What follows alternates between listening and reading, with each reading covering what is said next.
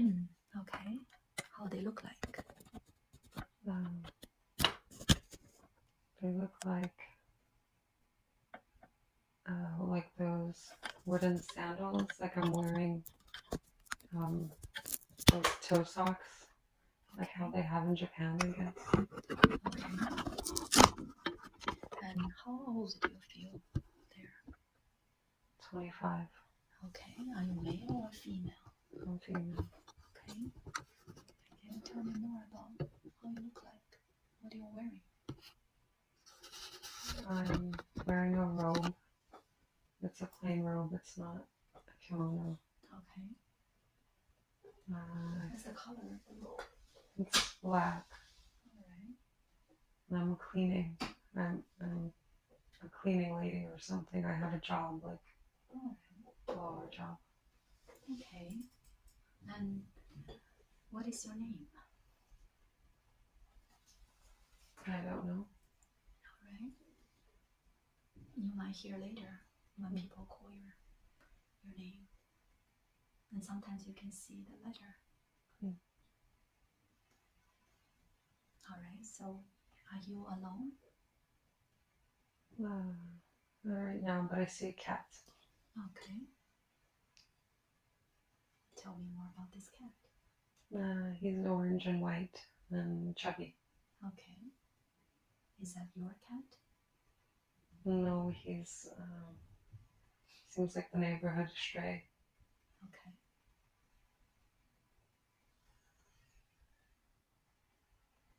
And how you feel in this place? I feel peaceful. All right.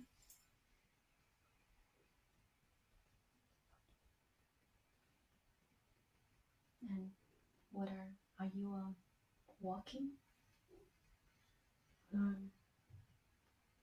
Well, I was looking at some houses in front of me that had the sliding doors. Okay. But now I'm walking down a small hill. All right. And I see some mountains, and it's very beautiful. And do you feel the time? What year is this?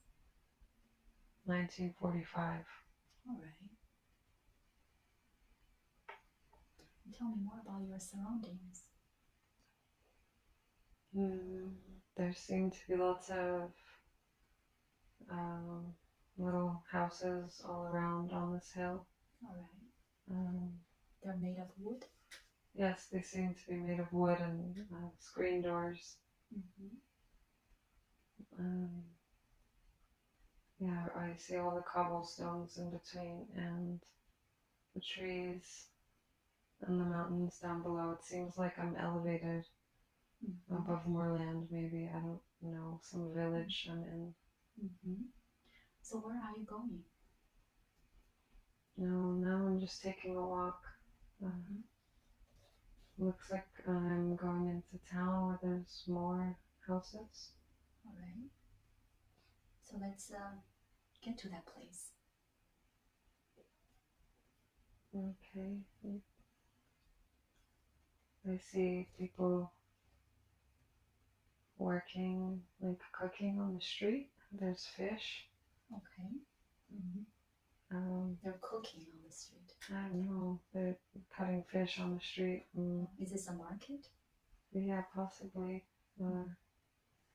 Just people doing chores, kind of. Seems like outside. It's not too busy. There's not many people besides a few people. And I'm walking, and it's, yeah.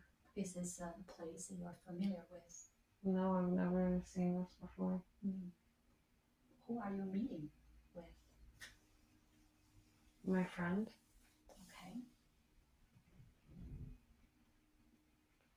Okay.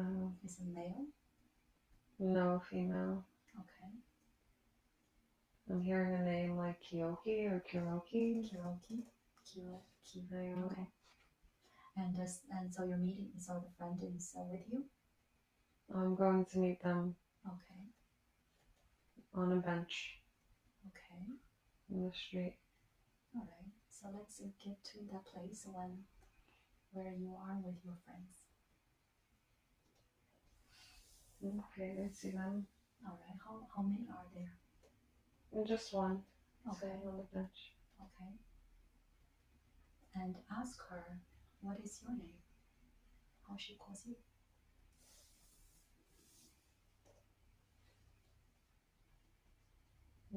She's telling me, don't be silly, stop making jokes. Okay. She doesn't believe that you don't know. Yeah. Mm-hmm. Just tell her that you want her to just call your name. She said Ray. Ray. Okay. All right. So what are you talking about? I'm talking about our studies. She has a lot of books next to her. What kind of books? Looks like school books and journals. They're wrapped in a string or a belt. She's dressed differently than I am. I don't know what that means. She's what? She's dressed differently than I am, and I'm not sure what that. Tell me how she dresses. She's dressed nicely, like a student. I believe so, yes, but like an not upper class. Yeah, upper class. Like I could see the difference in her clothes. Mine is plain and old, and hers is like new and taken care of. And she, how did you meet with her? Ask her.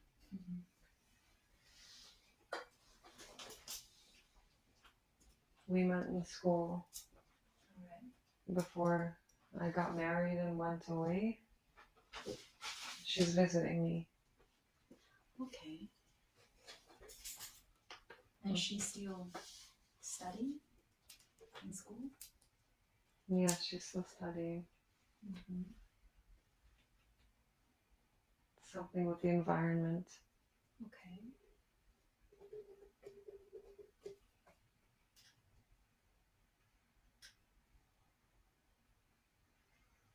And just listen to her and see what else she's saying.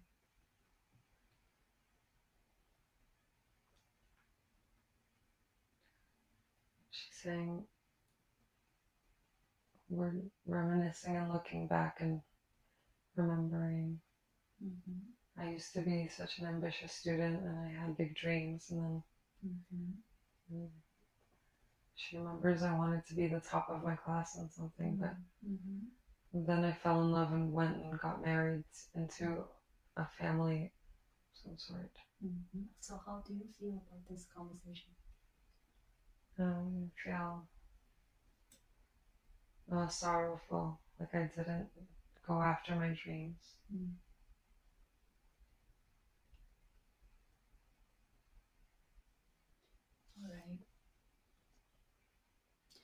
All right, so let's close this scene. Let's go to another day of that life when something important happened.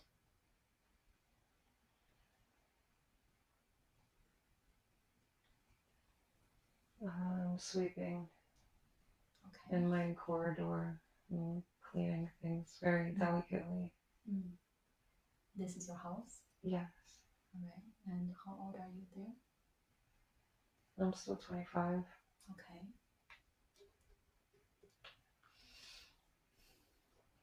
Oh, I see my cat. It's black and white. Okay.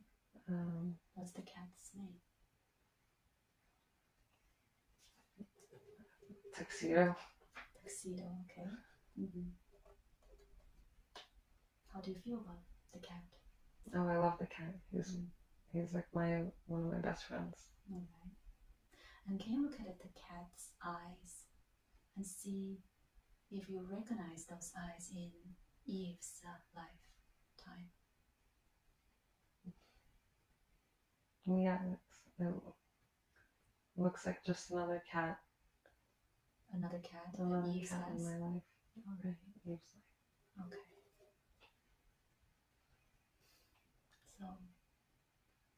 you feel when you're sweeping the floors, the yard?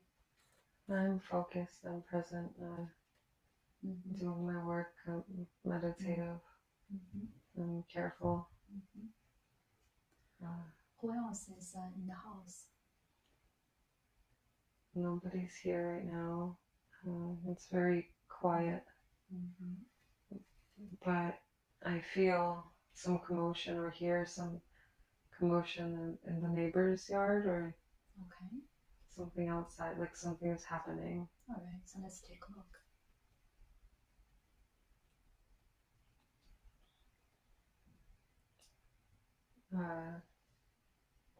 People are upset, and it's a commotion, and I don't understand what's happening.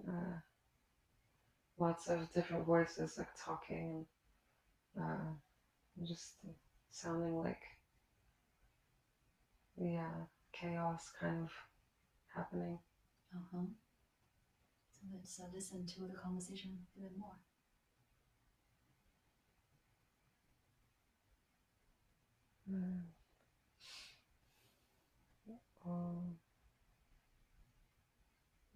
They're talking about, I don't know, I can't believe what's happening. Something is going on, and something. It feels like a war. All right. I don't know. There's something like a big terror incident or something happened.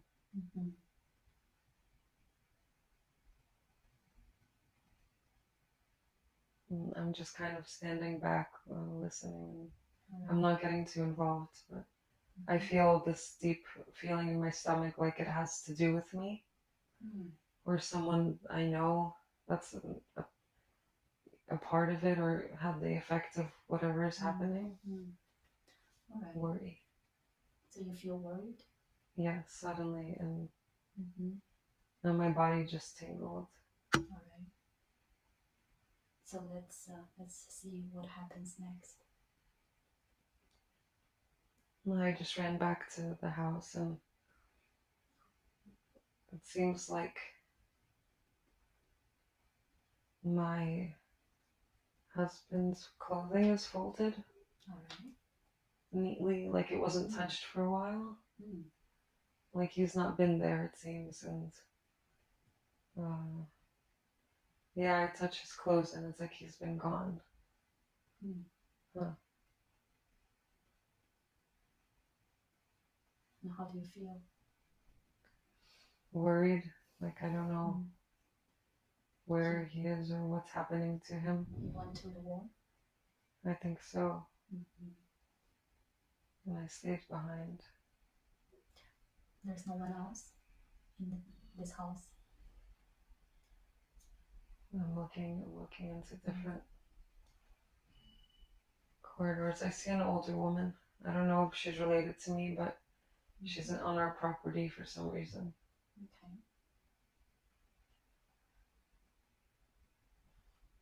Okay.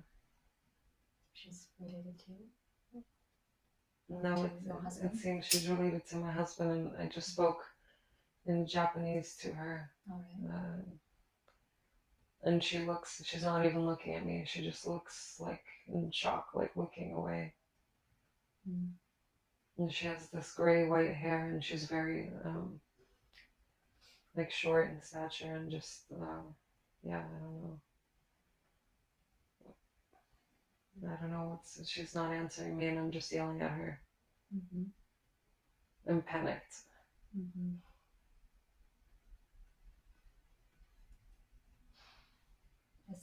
Let's see what happens next. I go to pick up my cat. Okay. And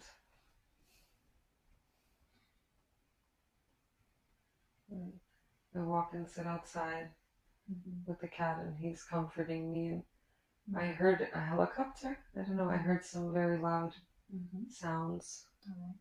It sounds, the cat is comforting me, but I don't know what all the commotion is about. Do you see people on the streets? You know, everyone slammed their doors Mm. one by one. Like, They closed the door. yes, they closed them very hard, like ran inside. They closed the doors. They slammed the doors because they are upset. No, like to hide or something. I don't know what's going on. All right, so let's see what this helicopter is doing. They're just flying. I don't know. This is, yeah. So where are you now? I'm sitting in the grass under a tree with my cat. This is outside your house? Yes. So let's see the next scene.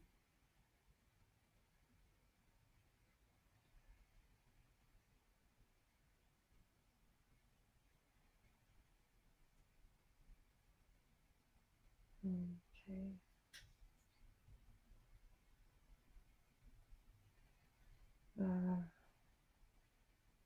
I'm sitting in the bed, looking at the wall. All right. And then I see my cat run by, like the shadow, this little bell.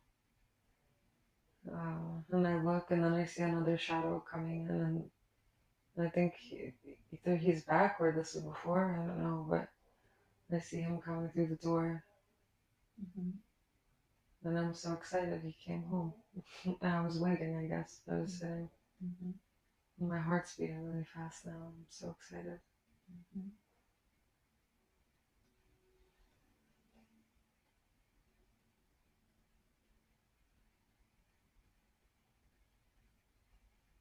Tell me more. He walks in, and I feel so happy, and I go to give him a big hug, a very tight hug. All right. Like it's like my old friend. I haven't seen him in so long, and he came back. And look at his eyes and see if you recognize them. Anyone from Eve's life.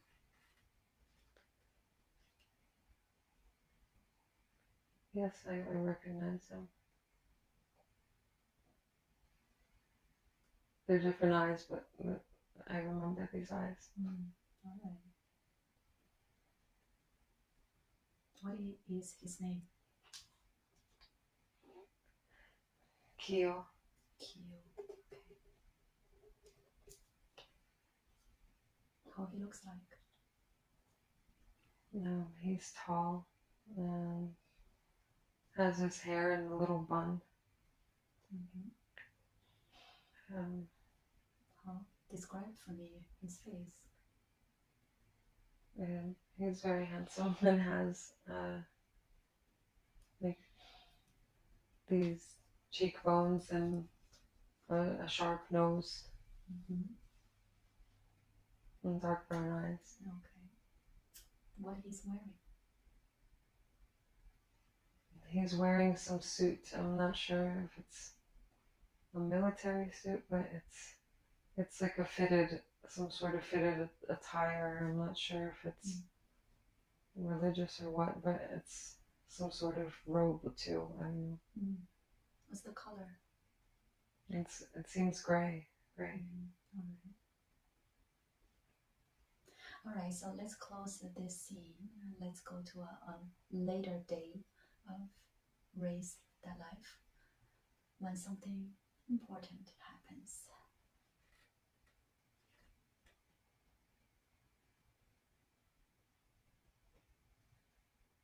Oh, okay.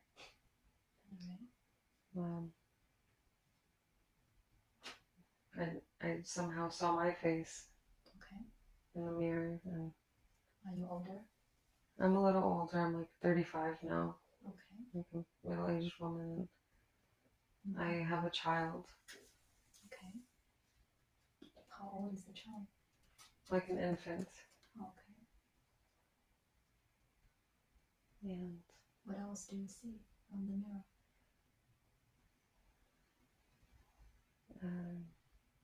I'm wearing different clothing. It's more white and floral. I wouldn't say it's a kimono, but it's some sort of floral attire. I don't know. And there's a lot of white everywhere. I'm noticing, like the blanket is white, the carriage is white. And I see his hand holding my arm, or like my hands. Okay. It's very Kyo. strange. Yeah. Oh my gosh.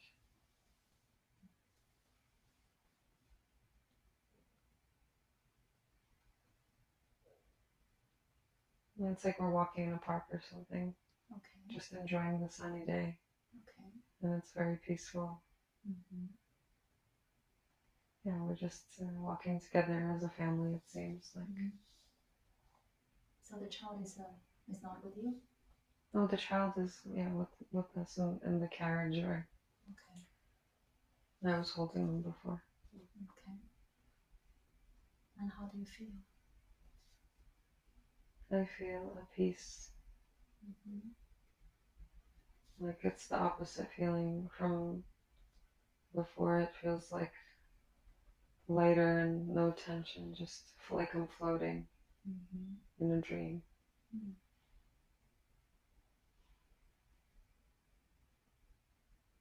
All right, so let's see what's next.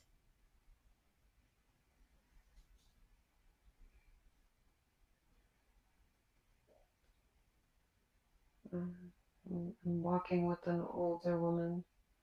I'm not sure who she is, but she's telling me a story. And there's petals falling from the trees, and we're walking very slowly around in a circle, and she's telling me something. Let's hear what she has to say.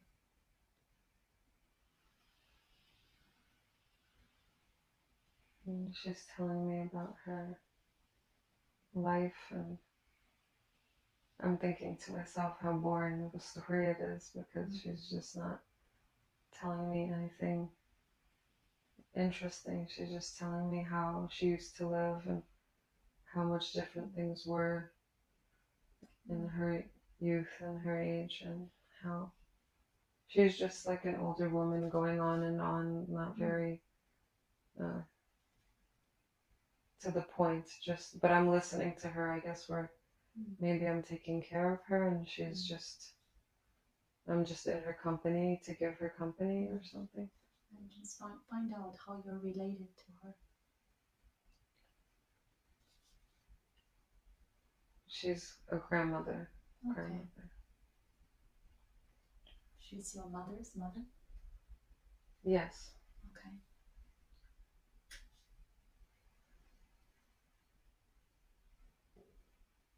Where are you? We're by some pond, walking around. It seems like a different park.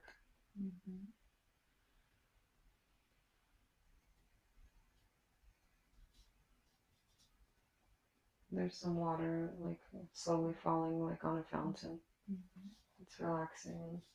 The scenery is beautiful. Do you have anything to say to her?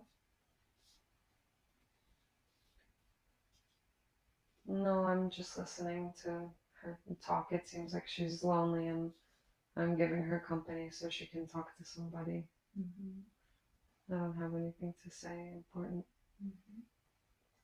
So let's see what's next.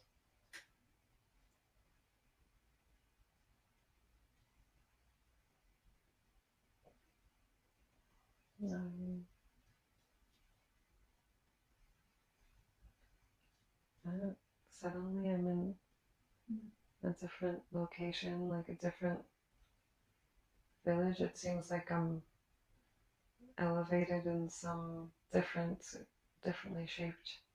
Differently shaped Like, being? like a place, it seems like some sort of hall, or like a pagoda pagoda, it seems like, or I'm not even sure. I've never been to a place like this. It just seems... You're by yourself? No, there's all these regal people around. Like, they're fancily dressed and they look very serious. What are you wearing? I'm wearing a pink kimono. All right.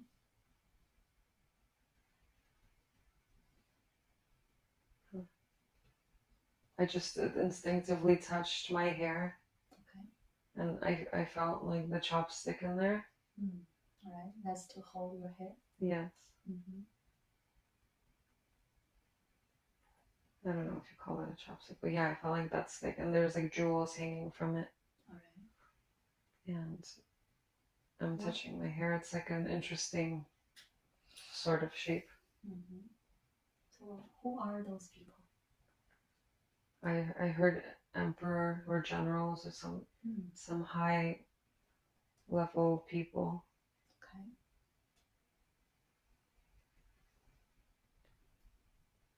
Yes. And I seem to be hiding, like I'm not supposed to be there. I just felt my body like look behind a door, like I'm peeking. And this peeking sensation. Mm-hmm. And you don't have anyone you know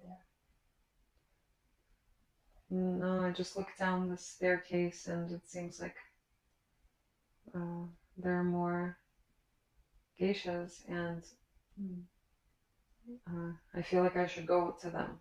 Like that's where I should be. I don't know why I'm up here looking at All right, so go to them. what people are doing. So I'm going down the stairs and I see these girls talking to each other and laughing. But I feel out of place still. Like it's like I'm not. And I look at my arms and my outfit, like, and see them laughing and talking like, you know, they're friends, and I'm not. I don't know who to talk to. I don't think I know these people, but I'm dressed like them. I'm confused. Right. You can ask, are you new as a geisha? They just looked at me and laughed and walked away. And I wish I didn't ask that. But I'm going outside now because I don't care. And I sat down and I'm watching the sunset over this mountain, and I'm at peace. Right.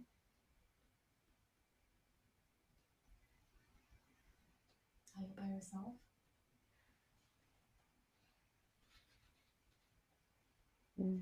Yes, at this moment I am.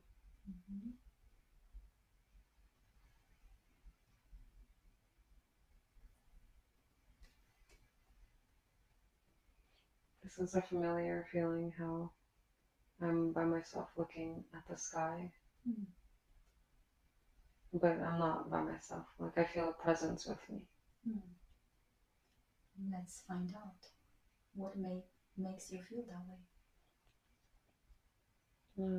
It's like a feeling of surrounding, like almost how when someone's watching you, that feeling, but it doesn't feel creepy or weird. It feels just like, oh, you have company next to you, just looking. So let's find out. Do you feel there's an existence or being that is being your company? Yes, it's my protector, my spirit guide. All right. Can you see the guide? No, they're kind of just around me, like energetically, not. All right. Yeah. And would you like to talk to the guide? Yes, I would like to talk. All right. I want to know why I find myself alone looking at the sky so much. But are they always there when I'm alone?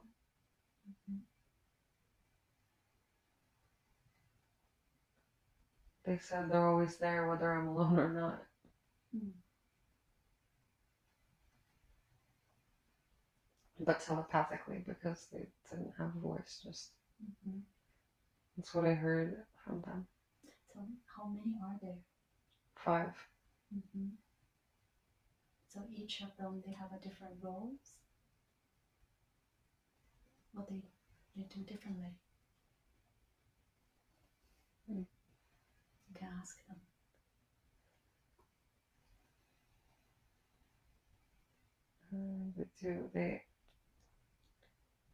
They watch for different aspects of my journey. Okay.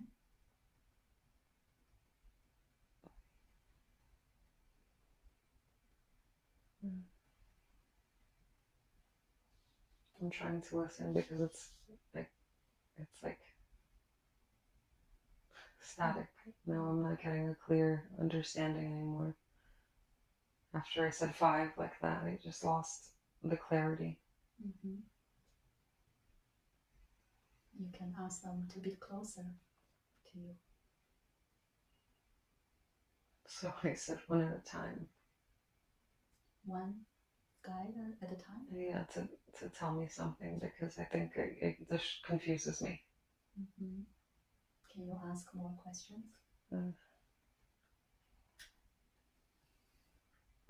What are you helping me with? Who are you?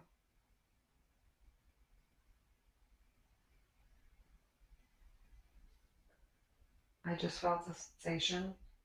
Sensation? Yeah, like tingling in my head, like down my body, and I think they're giving me like healing energy, but they're not giving me an answer. Mm-hmm. That's the answer. Mm-hmm. And you can ask, what is the purpose of this race life? Trauma. I heard trauma and overcoming trauma. A traumatic event. I don't know. Mm-hmm. I want to ask, why so much trauma for? Mm-hmm.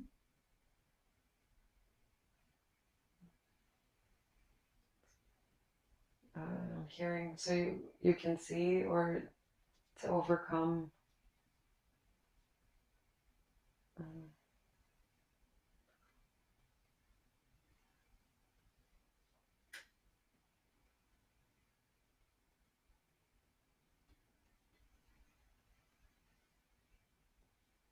Oh, I just heard training. Training? Mm-hmm.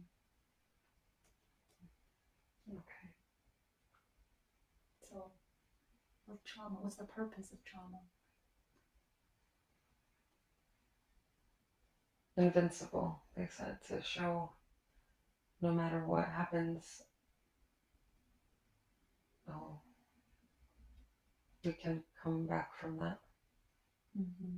And things can change, that it's not a death sentence. Mm.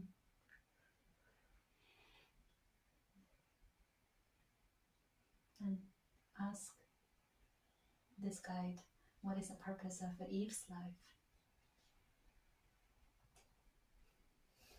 Mm.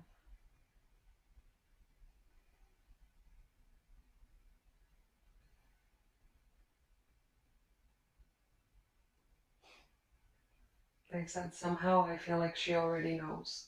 Mm.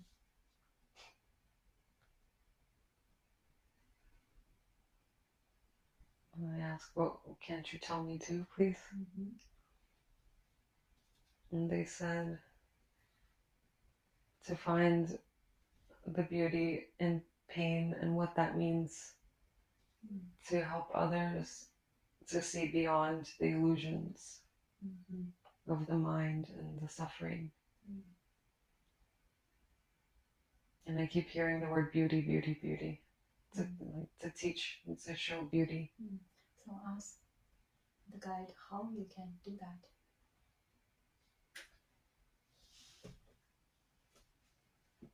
Make beautiful things,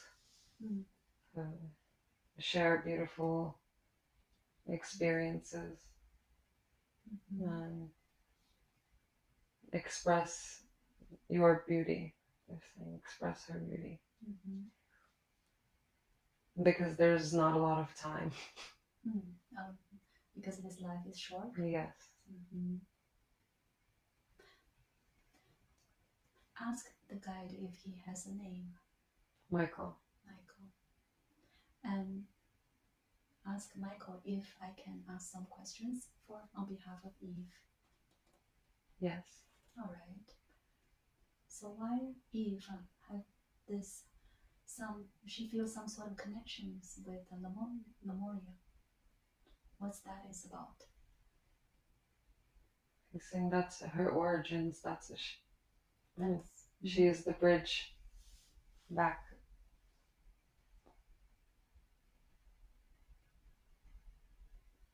The Lemuria is hidden. Some parts of it exist still vibrationally. All right.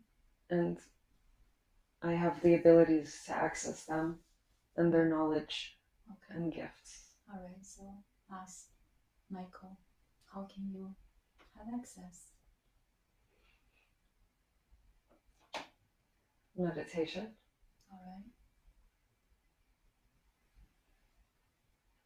Direct communication, intentional with Lemurians. So how can you have a direct communication? Journal,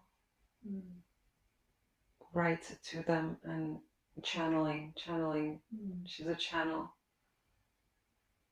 to the higher or other dimensions. So what Eve can do to develop this channeling ability? Channel every day. Just make the intention to sit down and say, what would you like me to know today? I like how you call up and check in on a friend. Make a relationship or communication. And what kind of information Eve can get from the Lemurian energy? Healing information that is needed to assist on the journey. I keep hearing healing. So Eve can be a healer. Yes. And that is what she is supposed to do from now on. Yes. Sound. Using sound. Can you be more detailed? Vibrational frequencies.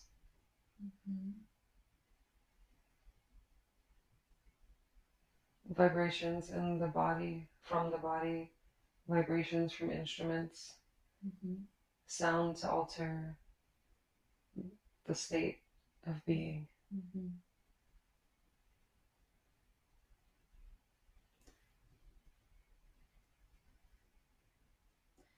Eve is eager to know how she can do more to be service to others. Connect with like minds that support. Minds? No, like minds, like-minded people to support her growth in this process and who are also on the same path. So they can support each other. Correct. She's already found them, he's saying. She knows who they are exactly. As he's saying this, he's showing me pictures of who these people are. So I know they're my allies to trust. All right. What made Eve to decide to come to Earth at this time? To help shift the consciousness of humanity to a better state and shift Earth's vibration. Is Earth shifting now? Yes. Is this a coronavirus, some sort of a catalyst? Oof, I got a lot of goosebumps. Yes. The planet had to purge toxic frequencies. And that's why a lot of people died. They weren't holding the correct frequency anymore. So they die so they can go back to the light? Yes, to make space for the higher vibrations to take over. So those people who died, they unconsciously, they know that that's what they wanted to do, to make space for other higher consciousness. They just didn't advance enough to make it through the vibrational shift. So what do those souls do after they went back? I don't have an answer there. So that's their free will. Yes. Yeah, I'm hearing it. It's part of the plan. Part of the soul's plan? Yes. Some came here for the call to work in rebuilding after. Some just had to go. All right. How many lives Eve had on Earth? I heard 10 at first. 10. Eve has any lives on other planets? So many more. Many more? Many more than 10 on Earth, yes.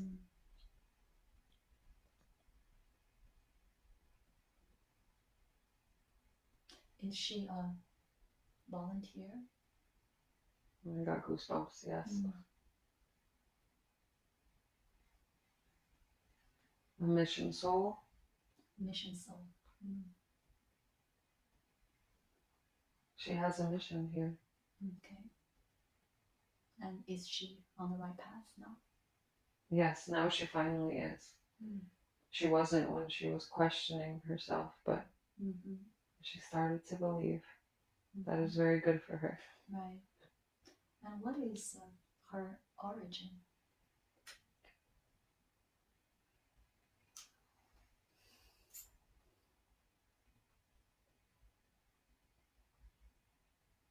Siberia, taiga. What is taiga? Forest. Okay.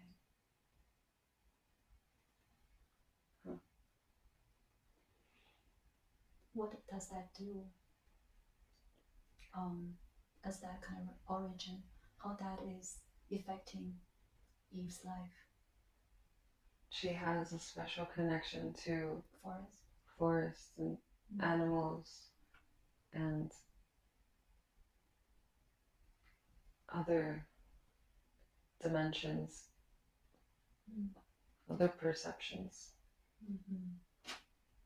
How she can use that ability to help people. Connect them to the land again.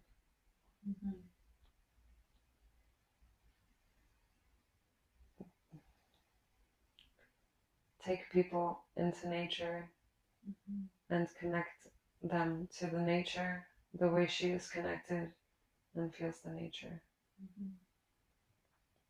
So when humans are in the nature, we can receive our energies and powers.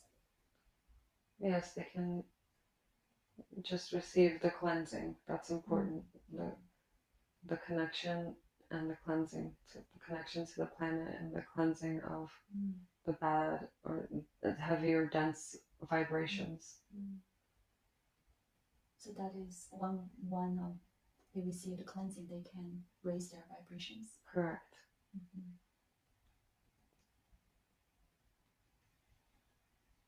How human beings are doing on Earth? Very well. Right. For the most part, as some are experiencing trouble, others are awakening as fast. So they're pulling people into the peace now. The hardest part was over, the big chaos. When was that? The pandemic, the whole virus. Is this one of the biggest shift on Earth? For Earth? Yes, for the humans on Earth, not the earth, but for the humans. So is this the biggest one in human history? Yes. So I heard the people who can witness this shift is also part of the soul's plan. Yes.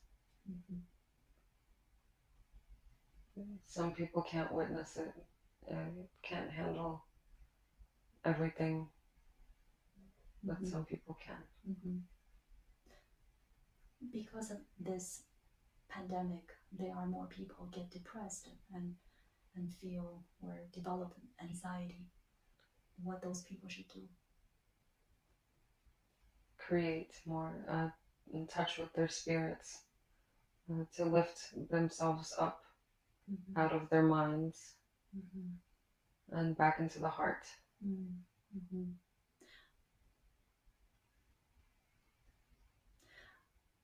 There are still a lot of people are just very into, let's say, money chasing game.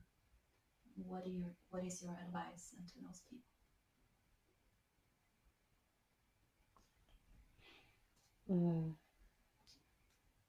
Those people will fall into a dead end if they keep chasing money. But if they follow their heart, they won't. They'll stop chasing and it'll come to them instead. So when they stop chasing, then the money will come to them. Yes. So why? What is the mechanism behind this? Because if you're chasing, you're saying you don't have it. And if you're chasing, you're panicked and you're not doing anything from your heart. You're doing everything from the mind. And the mind is limited compared to the heart. So the mind is, in a way, is our veil. Yes.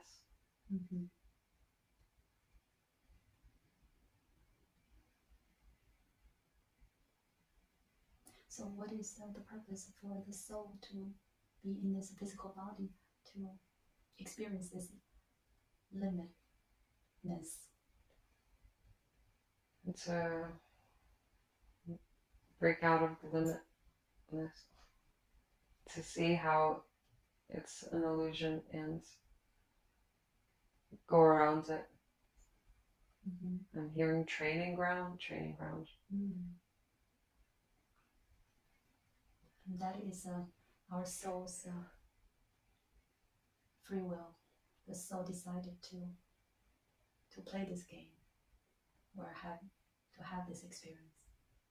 It's always the soul's free will. Or sometimes people wonder if that is because karma. It's the soul's free will to escape their cycles. If they can realize they're playing into their own patterns and cycles, then it's the soul's free will to change it, and the tests will come again and again to remind the possibility of that. So Eve, she can have also connections with extraterrestrials. Yes. How she can receive their energy? Light language. She can, or she needs to develop? She can, and she needs to develop. How she can do that? Studying. By meditating? From a teacher who knows light language. She's already met them. So when she develops this skill, she will be able to communicate with extraterrestrials? Yes. And she can get messages from them? Yes. How about channeling them? Yes, she channels often. She can channel. She doesn't know that she is channeling already? She channeled a lot through her artwork. She's channeled through writing.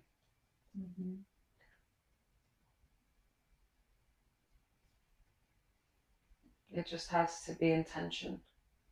The more intention and the right questions, the right answers.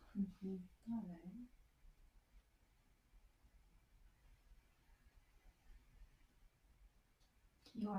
You are one of Eve's spiritual guides.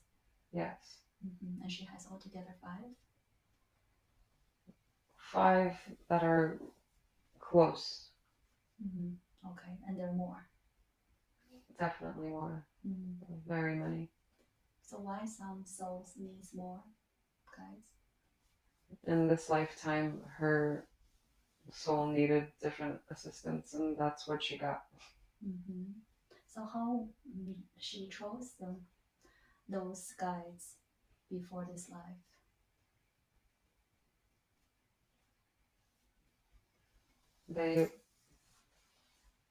Some chose her, Okay. and because they saw what trouble she got into and why, and they saw her potential out of that trouble, so they decided to help her. Okay. And I heard it's kind of like a rare opportunity that the soul gets this chance to come to Earth. Is there some sort of a waiting list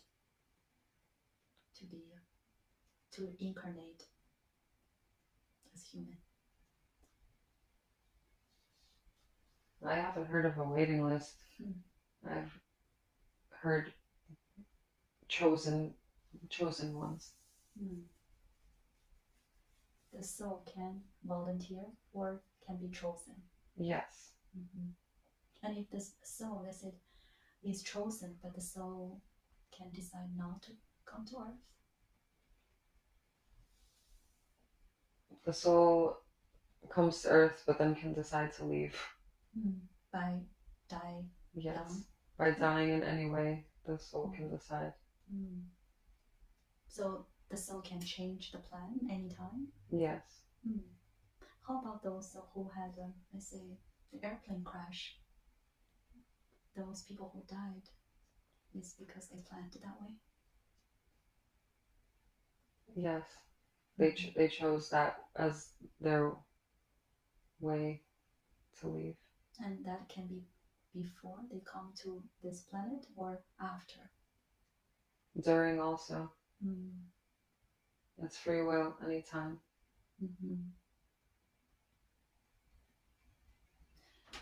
Any advice that you can give to Eve?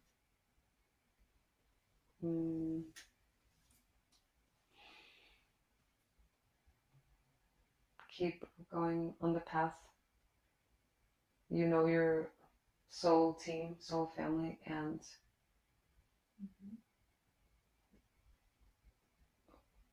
communicate daily for advice and direction.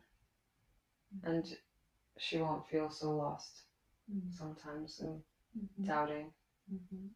That's the worst she can do, is start doubting. And why, as a human, most people doubt about everything? What is doubt is about? Well, they were programmed fear. And so the program runs on doubt, and to go beyond doubt is to believe there's more than what meets the eye. And that's has to overcome fear and surpass the programming. And so when we follow the excitement, and this excitement is always from the heart, from the soul? It's a compass, a North Star. Like a map to follow, yes. So we should always follow the excitement. Yes, always. Mm-hmm. But the concerns most people have, including Eve, is when we do so, and we can be doing something that most people are not doing, and we will doubt and wonder if that's something we can really survive by doing so. The financial worry and concerns, how can we overcome? The only way to overcome is to try, is to do it and see what happens. And let go of the mind, let go of thinking, and just do what it's saying to do. Follow. If there's doubt, it's more of a sign to do it. That's always the case. It can be depending on the situation. Sometimes there's a reasonable thing to not do. And sometimes, well, have to use your own judgment there. But how can we tell if the idea is coming from the higher self or coming from the ego?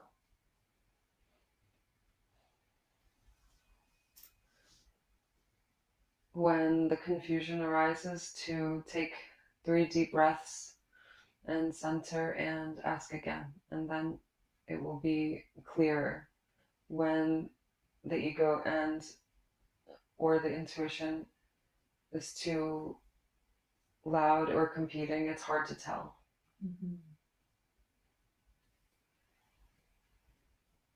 So when we're not sure, we ask again. Yes. Is ego, is our body pretty much the ego? Avatar. It's an avatar. What is ego's purpose?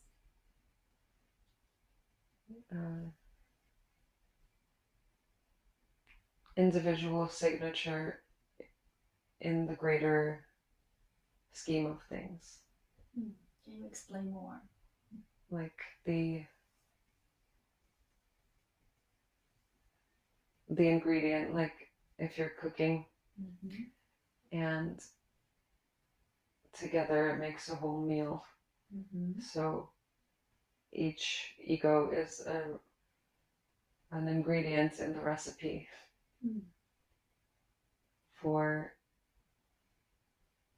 the whole meal. So ego is necessary.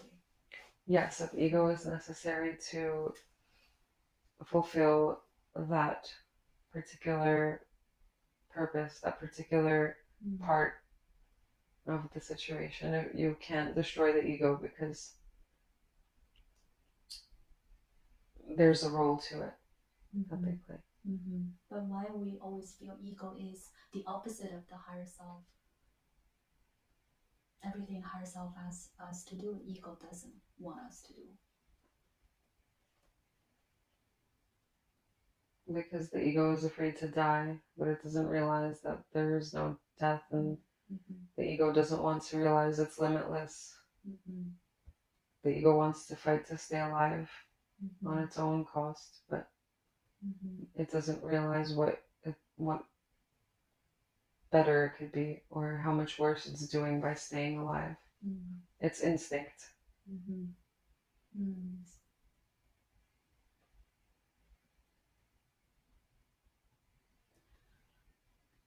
So after this pandemic, everything is on Earth is getting better, and we're shifting to 5D.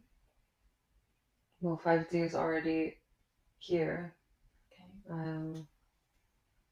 There's mission souls helping the shift for the greater humanity. There's some souls that have woken up first. There's an order to it, and those souls wake up the other souls. It's like a domino effect, and Okay. they merge eventually and realize that they're all working for the same purpose. But why some souls they wake up earlier than others? That's also part of the plan. Yes, it's to create some strategy in making it cooperate, and there's an order. So is there such thing that some souls, we can call them older soul, and some are younger, or there's no difference?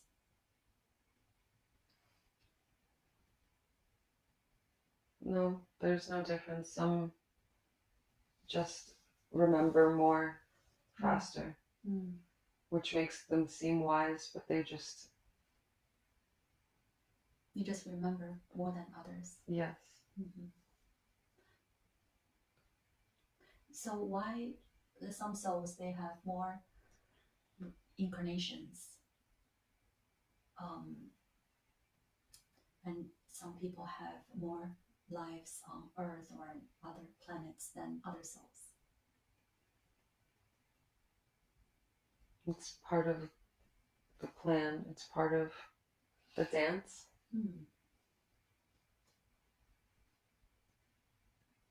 It's just the cosmic way. So there's a bigger design that we cannot see. Definitely, it's expansive in nature.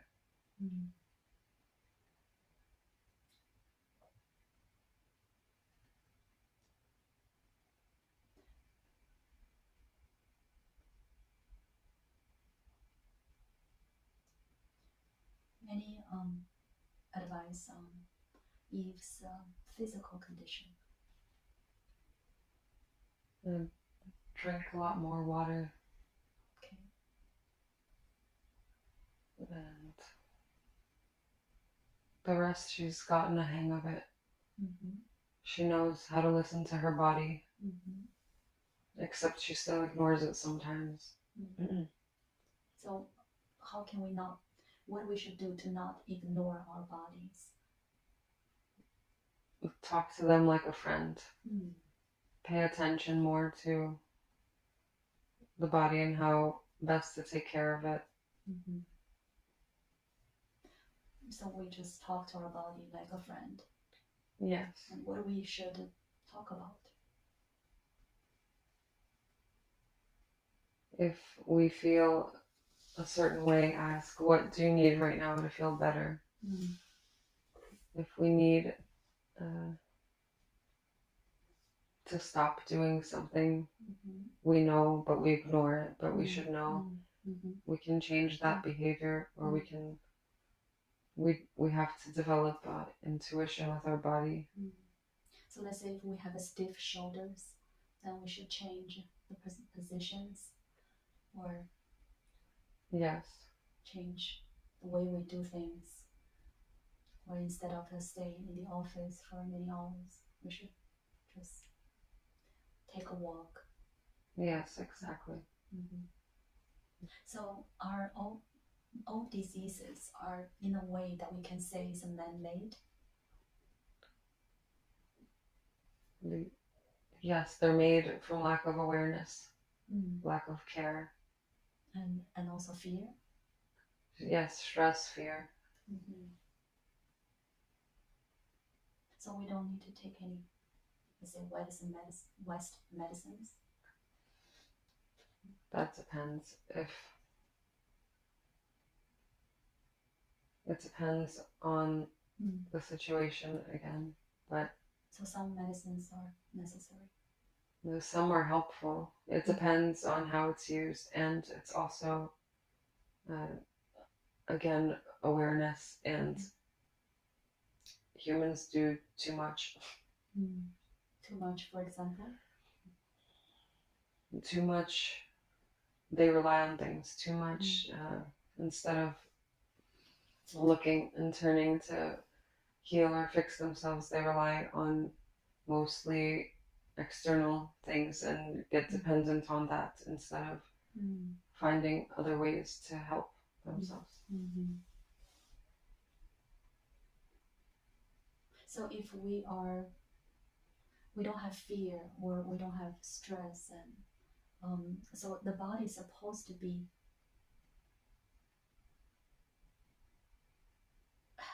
the bodies are supposed to be healthy, all the time. When we're not feeling well, is because of those stress or fear. Yes, if you're not feeling well, it's mostly due to a lack of care, lack of proper care and consideration. And also awareness. Yes.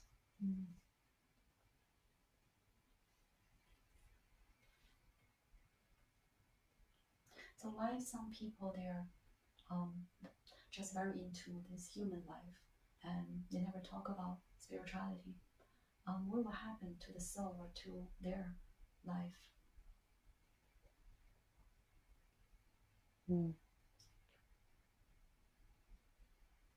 They just come here to live out their human life, and that is what they chose, and that is all for them. That is all. That is allowed. But what will happen when they go back? That depends on their personal soul contracts, and some are not meant to experience higher dimensions in the human body. It's just not for everybody. And that is also what the soul wants to experience. Yes, every soul has free will.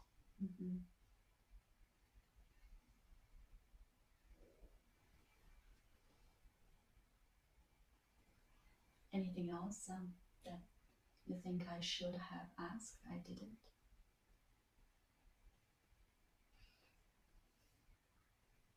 Who is supposed to be my partner in Eve's life, in this life? I'm confused, and I don't. It's causing me great stress to figure it out.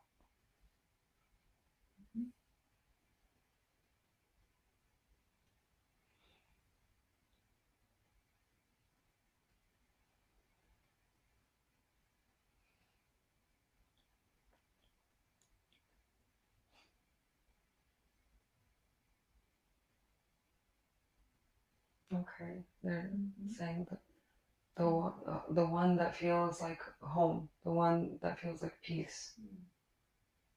They can't choose for me. They can't reveal to me a timeline because all the timelines exist. And they're saying I'm cheating by trying to ask which way to go, but only I can know with following my intuition and heart, and there's no shortcut.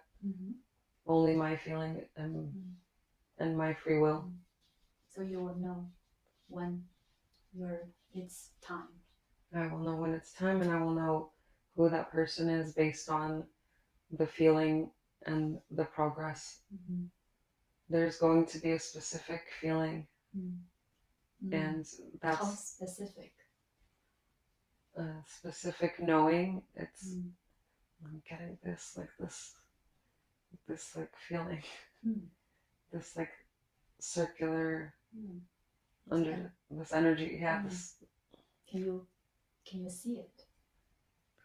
No, it's just like this intuitive feeling, a knowing, and that can't be replaced with anything. It cannot be replaced. No. That's how I'll know the difference, is because it's so unique that there will be nothing will compare to that. Okay. And I also asked them, who made you call Naomi's number to do this session? Okay. I heard Kuan Yin. Oh. No wonder. And ask more. Why Guan Yin? What's the relationship between you and her? Well, the relationship is she found me a long time ago when I was really lost, and knew I had the seed of compassion within me to help others. And after my painful journey, I can redeem the pain by helping others, and that's all. That's mostly what I see to do. And When was that? that was about 5 to 10 years ago. But she kept showing up for me ever since, and eventually she was my first guide, and I became the most connected to her. And yeah, I always know when she's around, and she guides me for sure. I have the strongest connection with her, I believe. So she made you make this phone call to do a session, and what is the purpose? To confirm things for both of us, actually, on two ends of understanding more about why we're here. And I'm hearing we have similar qualities or something, so just more for some understanding. Anything else?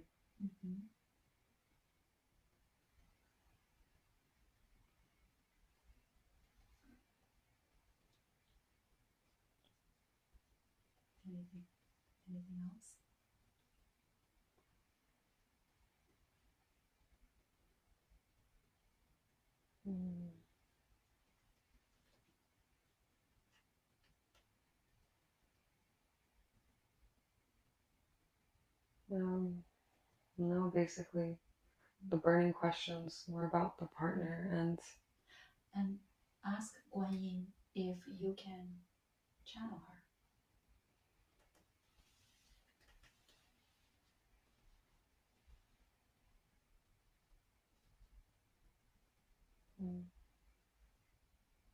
I can try. And ask her more. Any messages from her that you like to receive?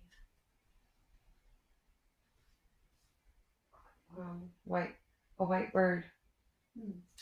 Something about a white bird, white feathers. Will be a sign or something like that. A sign of her? Yes, a sign, like a sign of confirmation or that of the presence of. Yes.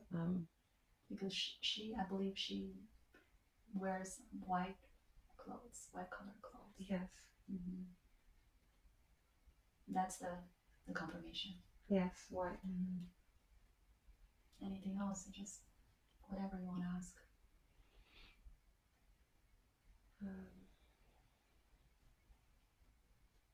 Well, I think, are the people I'm meeting in my soul tribe, or the ones with the similar purpose? Did we have past lives together? Are we coming back together from our souls because we agreed to it? And they're definitely saying, yes, souls agreed from other lifetimes or there's soul contracts, and we agreed to meet at some time here to fulfill, to help each other, and that we are always safe in our soul group. And we know when we find them that we just know. And so that person is not someone that you can know who that person is? Yes, it can be anybody that you meet. If you just meet a friend or anybody, it doesn't matter. And if you feel the connection? Yes, it's just a knowing. And they're also telling me it's possible that one part of the soul contract forgot because they weren't meant to remember. That they're not, it's part of the agreement that they don't know immediately right away for the other soul's growth or something. But it's not time. Right, yes. So So you will know when you feel so.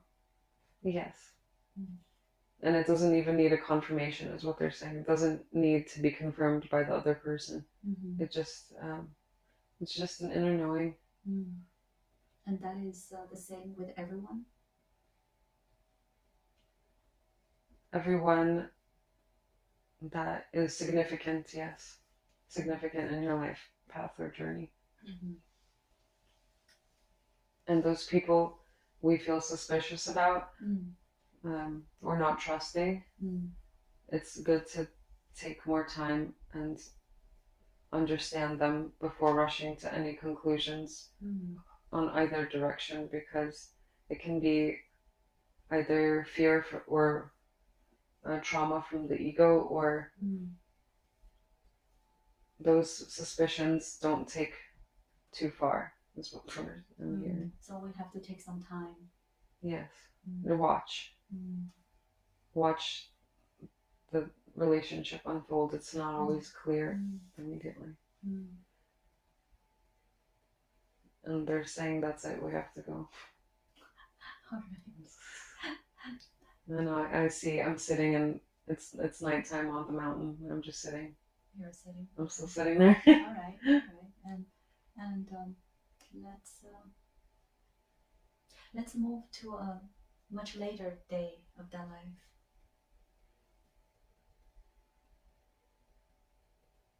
And see what happens.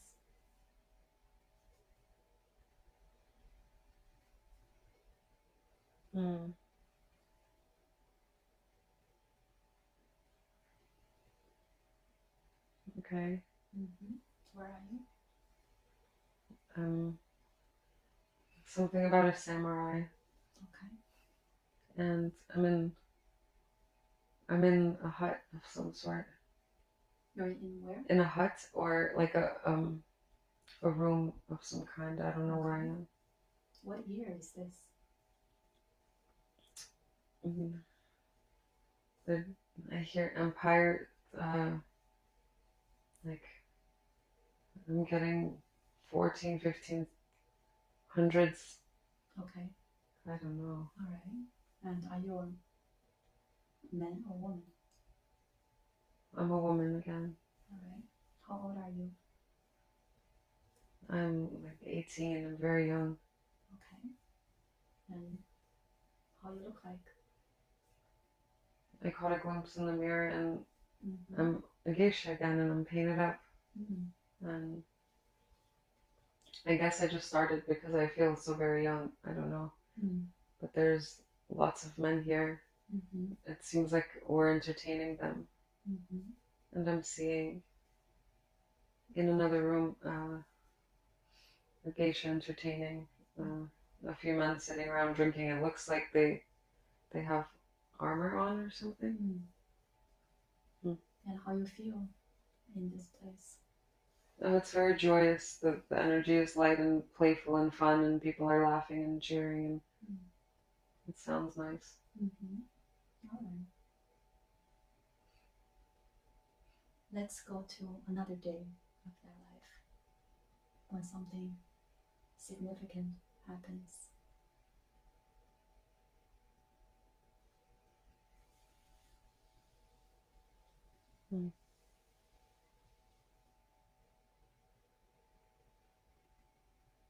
I'm getting ready and putting on makeup, and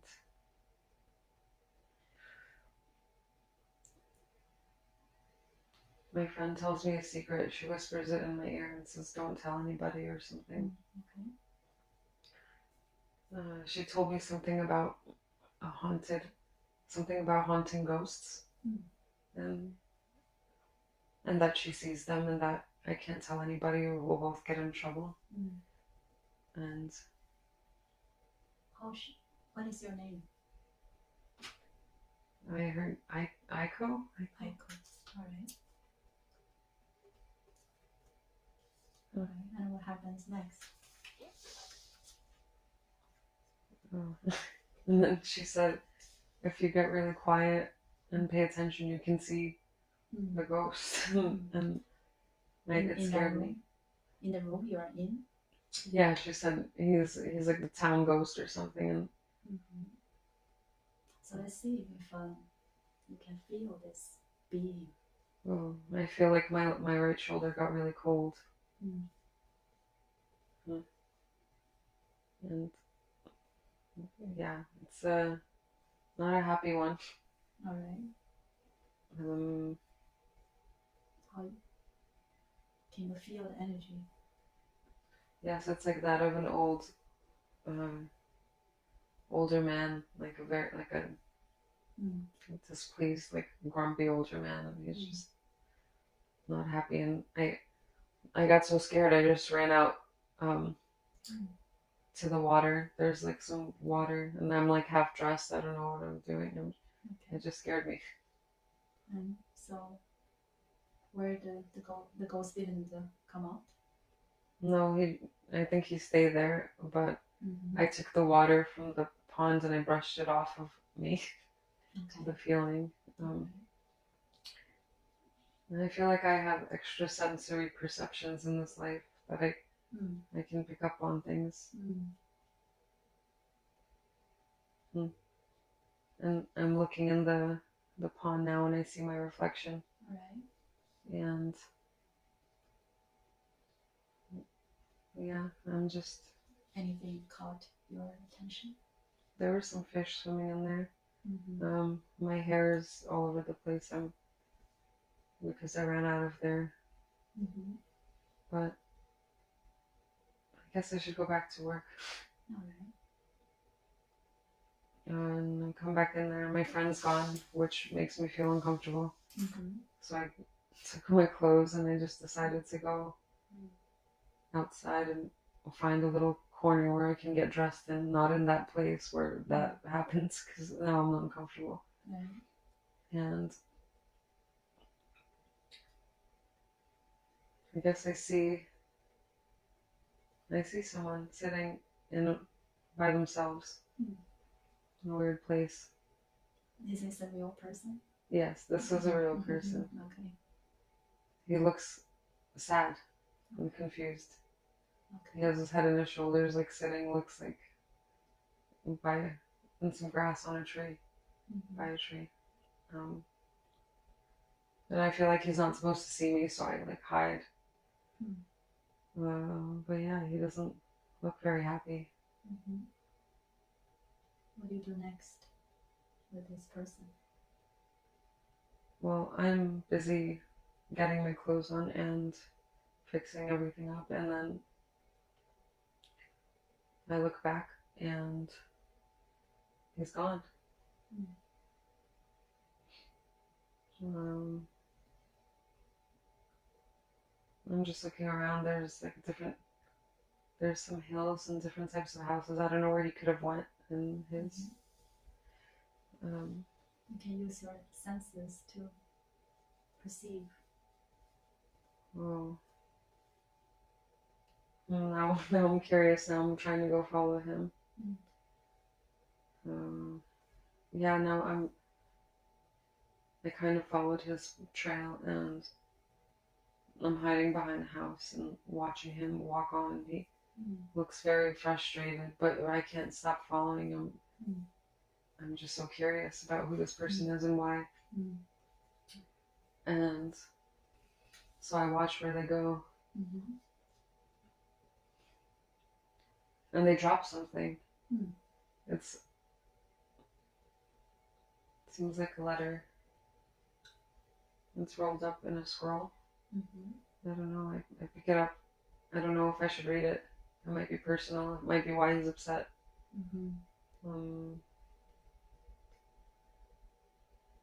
Yeah, he's walking faster, and I'm just like, should I read this? Should I go chase him and give it to him?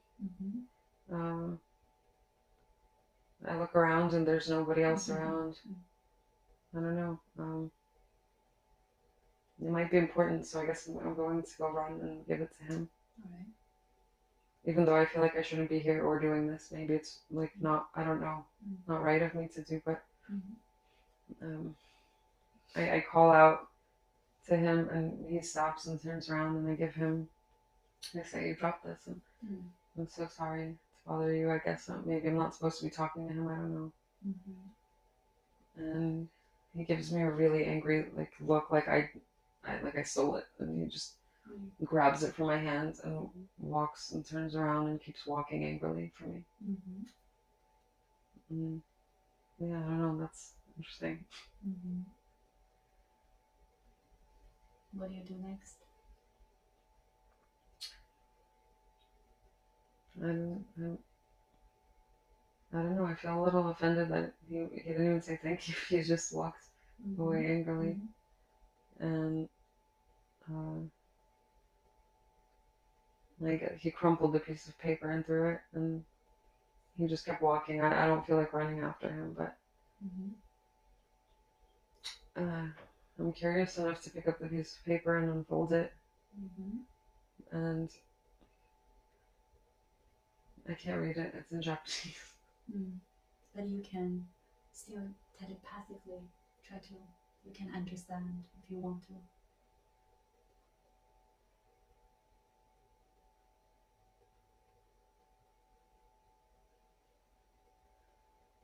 Oh. I'm just looking at all these symbols, and I don't know, I'm just getting something about ruined plans. I don't know, but I don't know. I'm wondering who this person is and why I feel so invested into them. You can also talk to him. Okay, I asked, hey, are you okay? What is it with these ruined plans? I'm sorry to read your letter, but you just tossed it at me. So he's grunting. He doesn't want to talk about it with me. And for some reason, I'm telling him I'm here to listen. And he's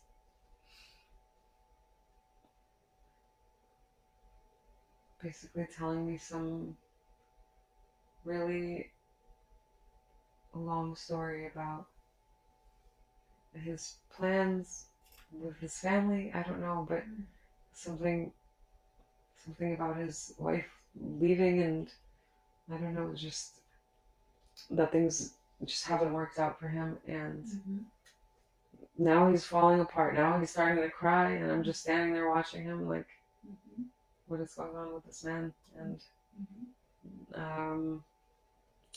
yeah, I'm just watching him. I don't know.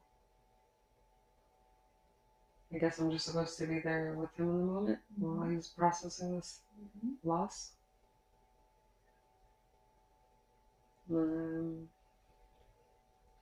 He gets up and asks me my name, and then he hands me some money and says, thank you.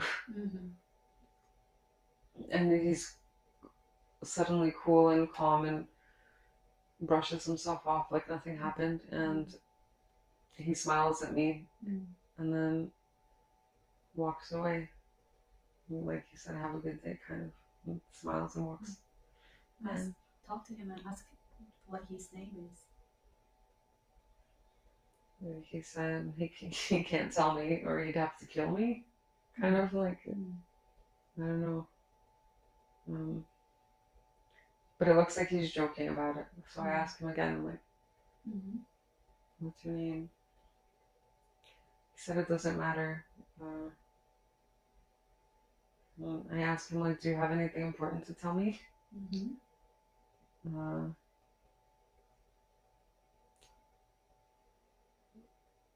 He's just looking at me. He's just standing there smiling. It's so weird. Yeah, I don't know. He's not saying anything. He's just smiling at me. I don't know. This is a little awkward.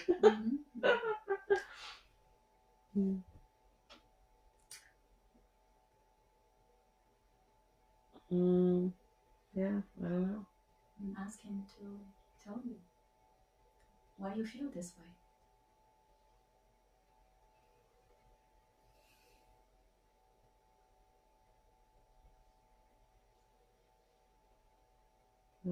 Saying, follow me, and then suddenly we're sitting at some sort of bar. I don't know. And he's drinking something. I don't know what it is. And I think I'm having tea, but he's telling me about his woes and how his life hasn't worked out for him, and he really needed somebody to listen to him or to talk to. And it was interesting that, you know, he went to hide and that I found him in that moment. And then I remembered the ghost, and I was like, was that, you know, did the ghost have something to do with this? But anyway, yeah, he was just telling me how nothing has worked out in his life. But he's so happy he met me. And I asked him, like, who is he? What does he do? And he's telling me that he's some, I heard teacher, some teacher. He teaches them. Find out what he teaches. He's saying school students, like younger children. I'm asking what subject. I'm getting math and science. I don't know. No. I started questioning if they teach these subjects in 1400. I don't know. But anyway, I'm back and I'm sitting with my tea, and I'm just so into listening to this person talk. You can ask him why you feel you're connected with him. He's saying it's a great mystery why we sometimes feel connected to people that we have no relationship or no connection with. Sometimes it's just put on our path for a reason. And sometimes we don't know that reason. And sometimes we find out that reason. And sometimes we never know the reason. But he's just very wise and just like talking in riddles. And I'm just like, wow, okay. It's very interesting. And I just realized I was actually supposed to be going to work, and I'm basically dressed, so I tell him thank you so much. Well, you know, for the tea, and he told me to meet him by the tree tomorrow. And I run and I say okay, bye, and like running to work, and I think that was the significant thing, to meet by the tree and have a conversation, I guess. I don't know who this person is or what he means to me, but I guess. So let's see, what do you do the next day if you're going to the tree? So I wake up in the morning and I go and I see a white bird. And then I go up to the tree and nobody's there, but there's a little box. And I pick it up and there's a little white flower inside and a note. This is for you. Take this. Like, I guess it's a gift for me. All right. And then I turn it around and it says, I won't be back, but thank you. Okay. I guess that's it. But nobody's there. So let's move to the scene the next time when you meet with him.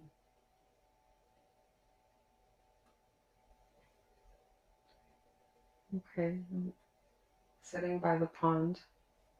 He was playing with the water, and I get a tap on my shoulder. And I turn around and it's him. And I'm confused. I'm also like indifferent because he stood me up and I don't know what happened, but I was like, okay, what do you want, kind of. And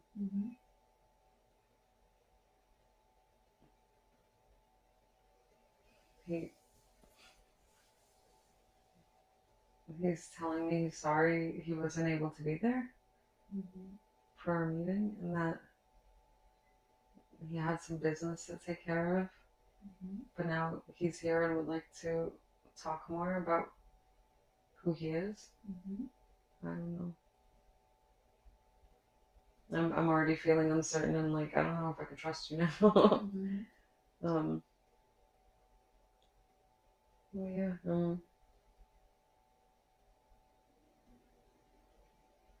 Yeah. I don't know. I don't know what to say to him now. And let's see what he tells you about himself.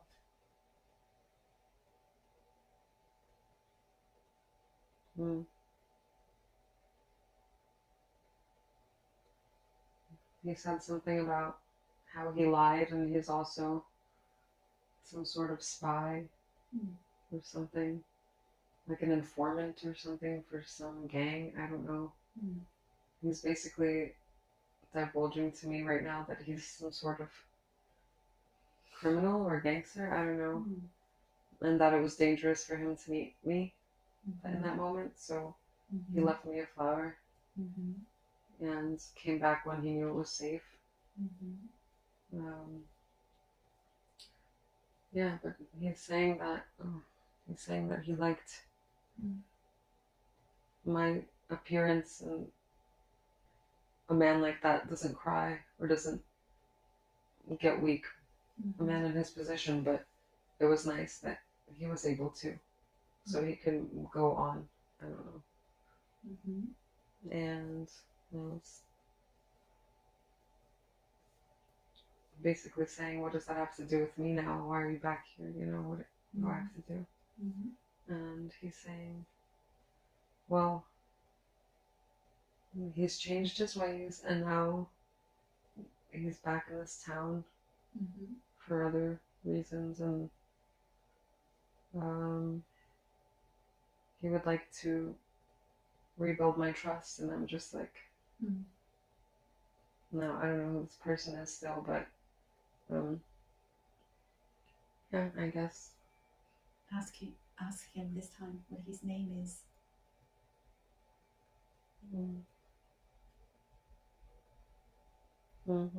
He's not telling me.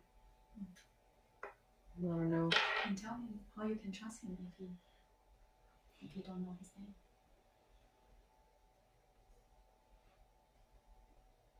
No, it's weird. I'm getting a bunch of American names. Tom. All right. And then I got Zach. I don't know why I got two. It's weird. So ask him why you get those names. I don't know. He's saying he's always liked American names better. Which one sounds better for him? I'm like, what? No, he's playing games with me. I know this. Yeah. I don't know. It's no appropriate name is coming for me, but I guess he's just teasing me at this point and doesn't want to tell me what his name is.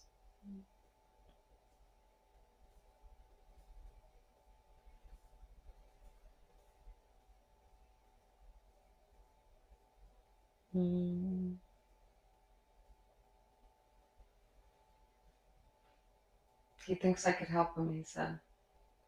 Huh.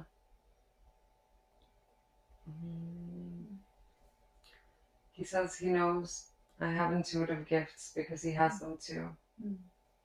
And he could hear me thinking some thoughts. Okay. And he said this work isn't dangerous now, but it can be helpful to people, like psychic abilities of some sort. And we walk on, and he starts telling me how he cleaned up his life, and instead of using his abilities for evil or bad things, he started actually using them for good and to help people. And yeah, he's saying that he can tell I'm like him and that we should join forces, and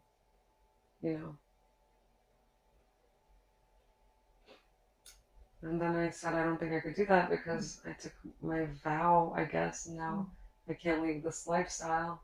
Mm. And I said, why should I leave my whole life to follow this path for? And he's saying, I'm right, and there's no reason I should, and that's all up to me to decide. He's just offering me a different way of life. And I started thinking about all of my dreams, and I don't know, he said I could see the world or something if I followed him. And yeah, I don't know.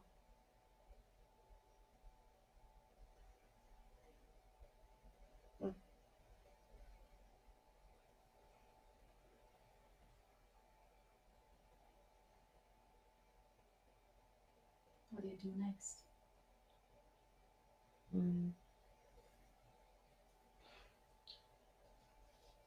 I tell him I'll be right back, and then I run into my room and I just get my clothes and I go with him.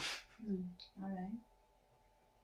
I didn't have much to leave behind anyway, so I just trusted this person. Let's see what happens next.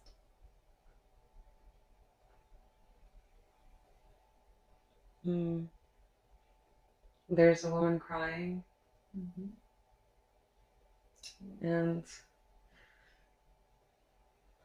she's upset because her son is lost.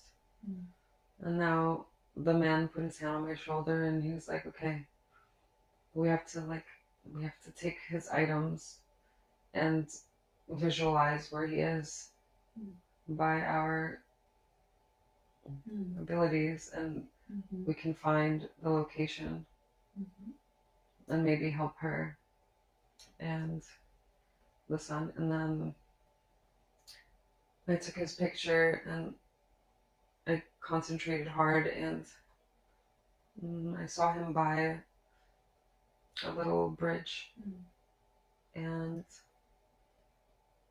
I saw on a map some word I can't make out, but I said the location out loud, and I gave the details of what it looked like, and it was a place kind of far but nearby enough, and we went and we found him playing under the bridge with some sticks, just like poking around like a child, and the mom like screamed and ran up to him and said thank you so much. And then I was shocked because I didn't think I had this, and I looked at him and he smiled and said, I think we're going to do great work or something. And yeah, and I see the mom and the kid happy, and she's just, yeah, it's nice. Let's move to another event that you'll use this ability to help people.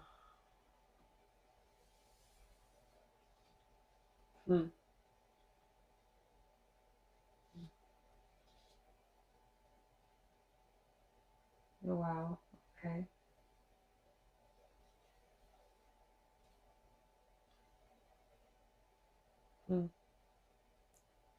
Suddenly, I'm way out of this timeline.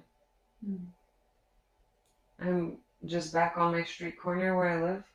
Okay. And there's a lost animal poster. And I always wondered to myself, like, do people find those animals? Like, who gets the reward? Like, where do they find them? And instead of wondering that, I looked at the picture of the animal and connected to the animal's mind or vision, and I was able to see the location in my neighborhood where that animal was. And so I took the paper from the sign with me, and I went and I found the animal, and I called the people, and I helped, and I gave them the animal back.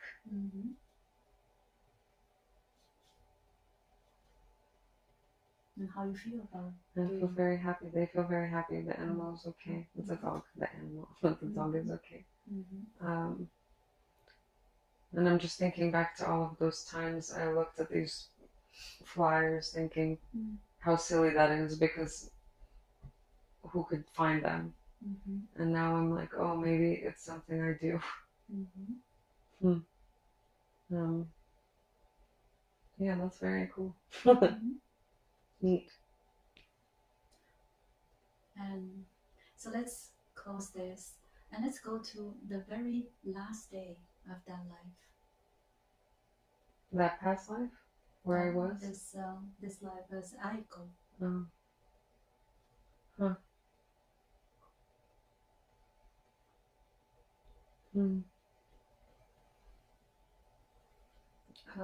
I just picked an apple from a tree.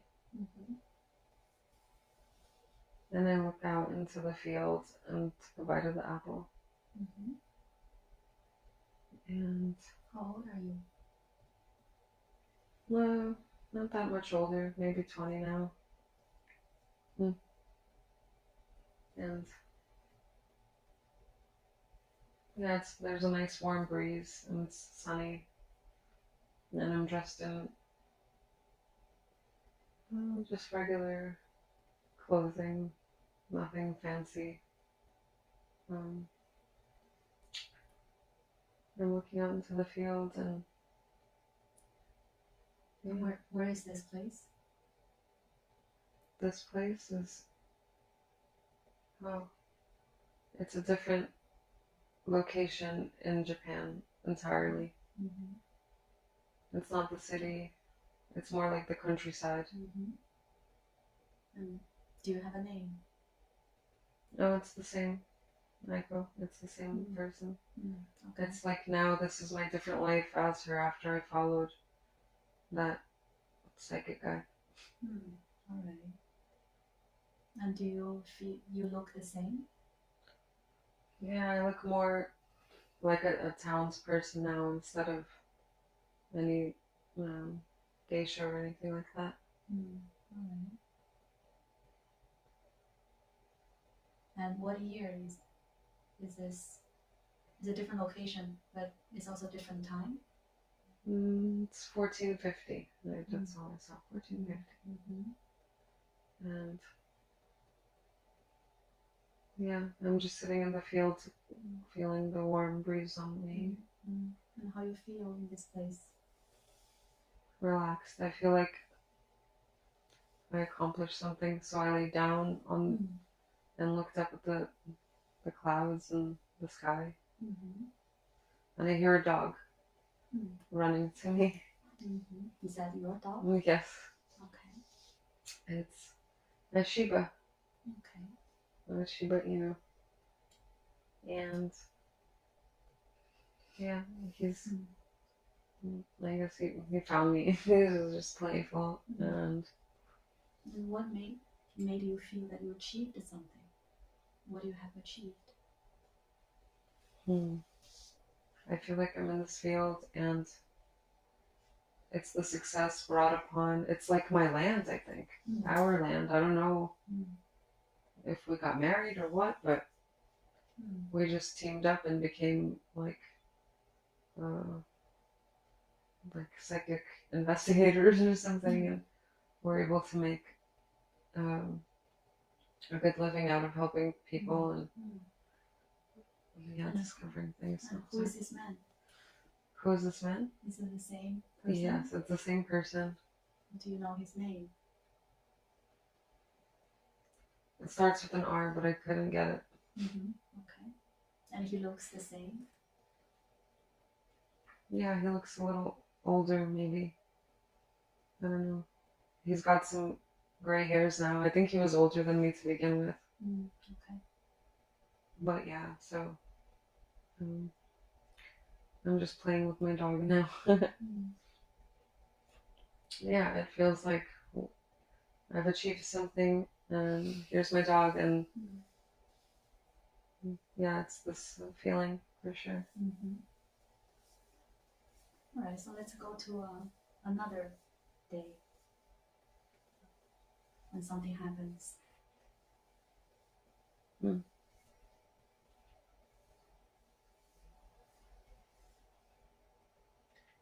I'm painting.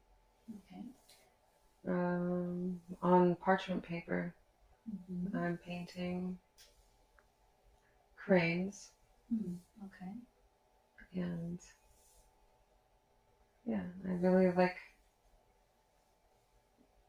the fine ink painting, I guess.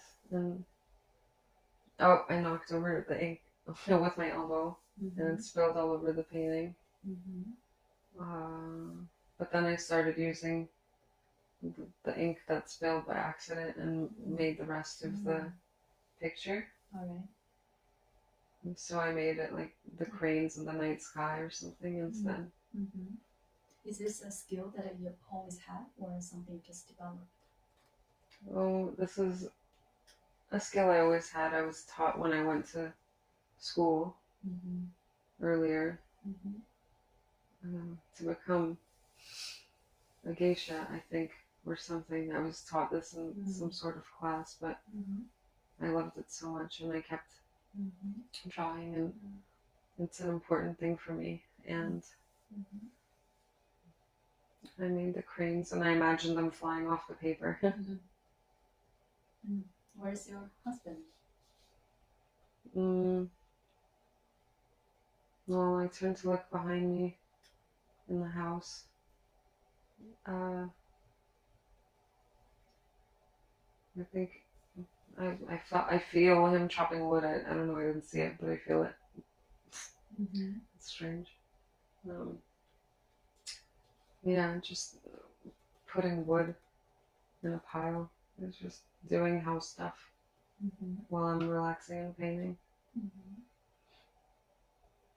Yeah. So when my dog is sitting, like laying next to my feet. All right. So let's close this. Let's go to a much later day of their lifetime when something important happens.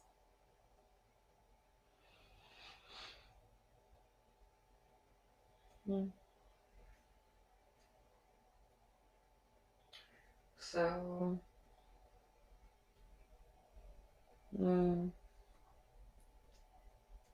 I feel like we're communicating telepathically now because we both have that skill that we've learned how to do that being in different rooms. So you don't have to talk? Yeah. Huh. Yeah, basically. There's a knock on the door. Okay. I'm gonna go to answer it. Looks like there's milk or something like delivered from, I don't know. Anyway. So I pick it up, and I don't know, mostly I'm just looking around in my house. It's just different than any of the other Japanese places I've seen. How different?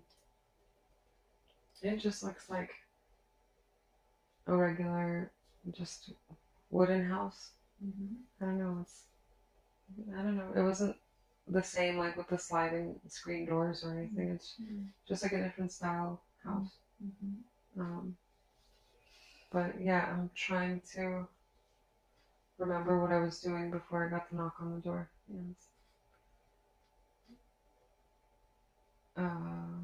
Okay. I heard like a scream in the backyard or something, and I go, and he's like bent over, like groaning, and I was like, oh my gosh, what's wrong? And I think he just threw his back out, like bending over to pick something up. And I walked him back to lay down, and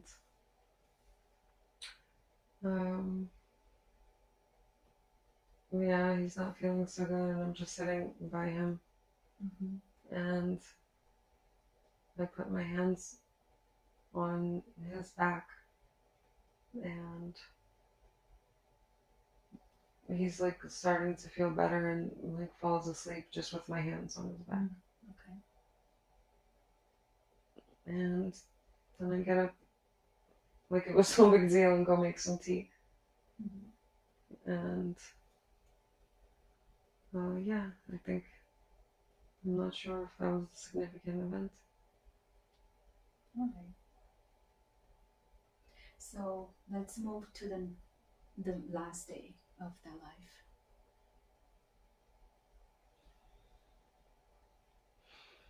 Mm. Mm. Where are It looks like I'm in a meeting,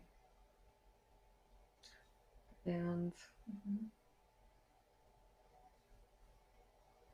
you? oh, this time it's like something serious, more like a murder or something.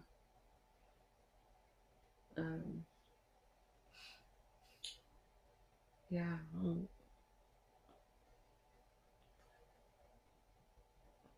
I don't I don't really like these kinds of assignments, but I'm just there, I guess, doing my job. And Explain to me more what happened. they're saying there was some violent killing, and they have to find the body or something. Okay. And yeah, I was called in to find by my senses where the person and the body, and then yeah, I was just sitting in the meeting, paying attention, and then yeah, I guess I start getting these pictures in my head, and they're not very nice ones, of where there's fresh dirt in the forest or something. And I try to look around and figure out where it is or what's happening, and or where I can find it. I just know it's deep in. Oh, I heard the word suicide forest. Okay. I don't know. I guess that's where people go to do that. So there's a forest called a suicide forest. Yeah, and that's where this body was hidden. So yeah, that's definitely difficult because there's a lot of remains there. But the next day we go out. I report this to the people, and we go out to find. And I'm not feeling good about this because I can already sense all of the energy in there. But yeah, we go, and I just keep following my senses and ignore what I'm feeling around me, just like to specifically focus on the pinpoint of the location of the victim. And then we come to the tree. I look and see the specific tree orientation that I saw, and then I find it and kind of kick out the dirt, and then tell them that's where it is, and then I leave there as fast as possible, and they just do the rest of the work and with the authorities. But I don't know. I'm just walking out of there now because I feel all the disturbing vibes, frequencies. Let's see what happens next. I'm walking.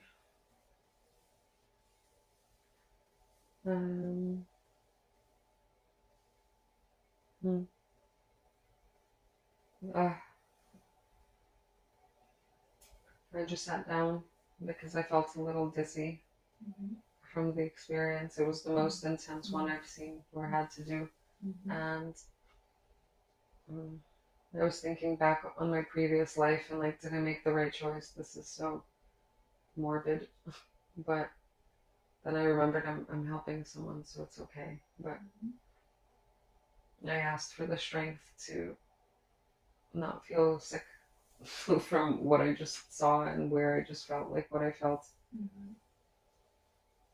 And so I sat by the tree and by the grass, and then I felt better, and I kept walking. Mm-hmm. And I eventually walked a long way, and I walked home. Mm-hmm. And it's nighttime, and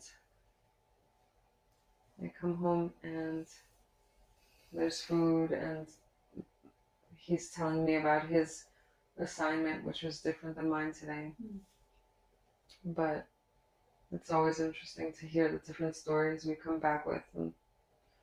And yeah, and we're eating, and it's about time for bed soon. Mm-hmm. And how old are you there? Now I'm like 27. Mm-hmm.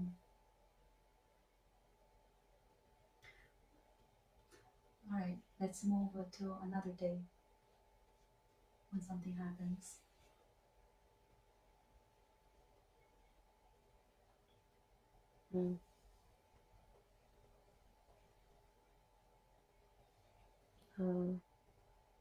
I wake up with the sunshine on my face.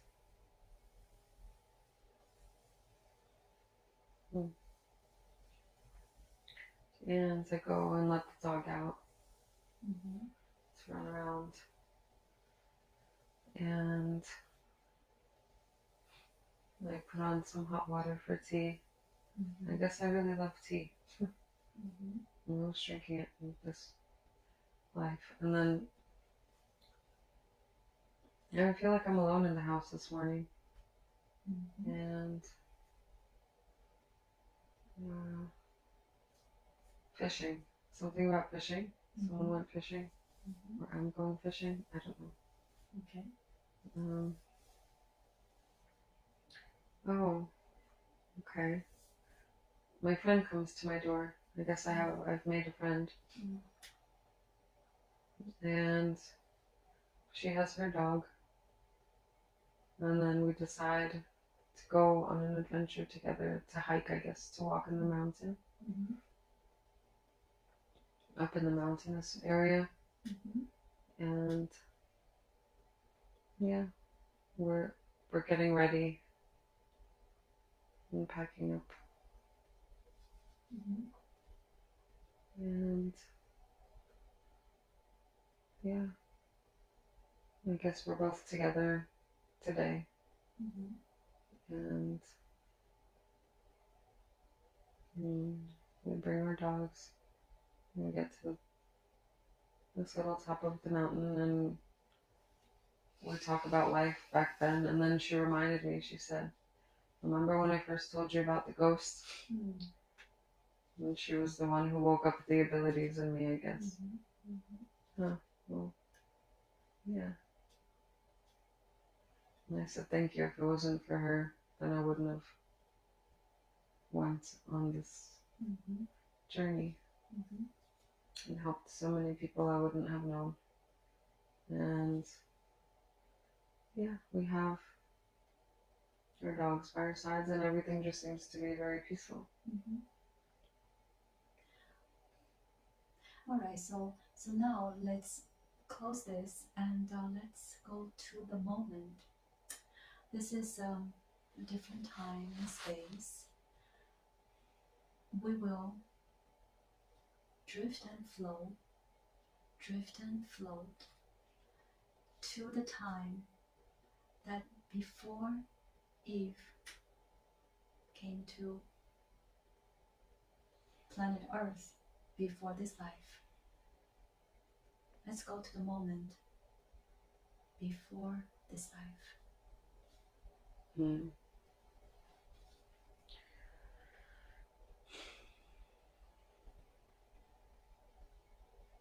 let me know what you're experiencing.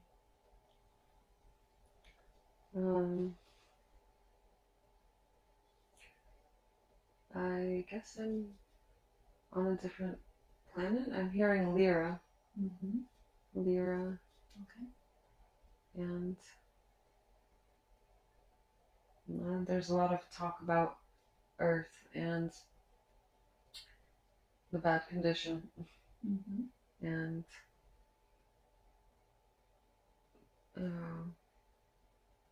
I see, because Earth is the center of at least this galaxy. The center of the galaxy. Yeah, or the center. It's like the heart.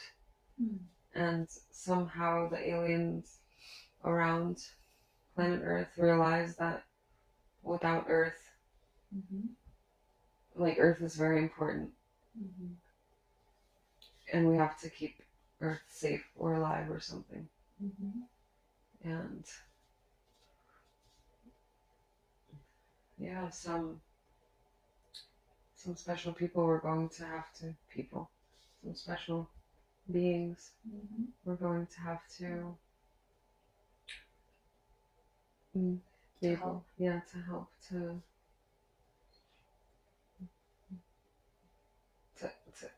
ignite, to resuscitate the Earth.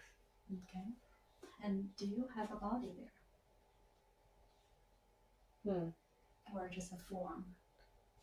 No, it seems like I just kind of see faces. Yeah, I don't think I have a body. It's not. I don't understand this as a body, no. But you can see other people's faces? Something, it's strange. Like, I see eyes. Okay. And is this something that you like to do, or someone is suggesting you?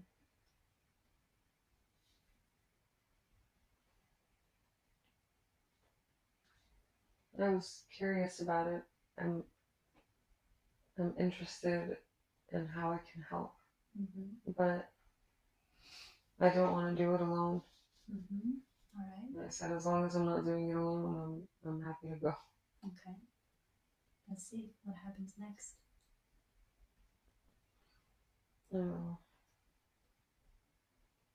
We agreed.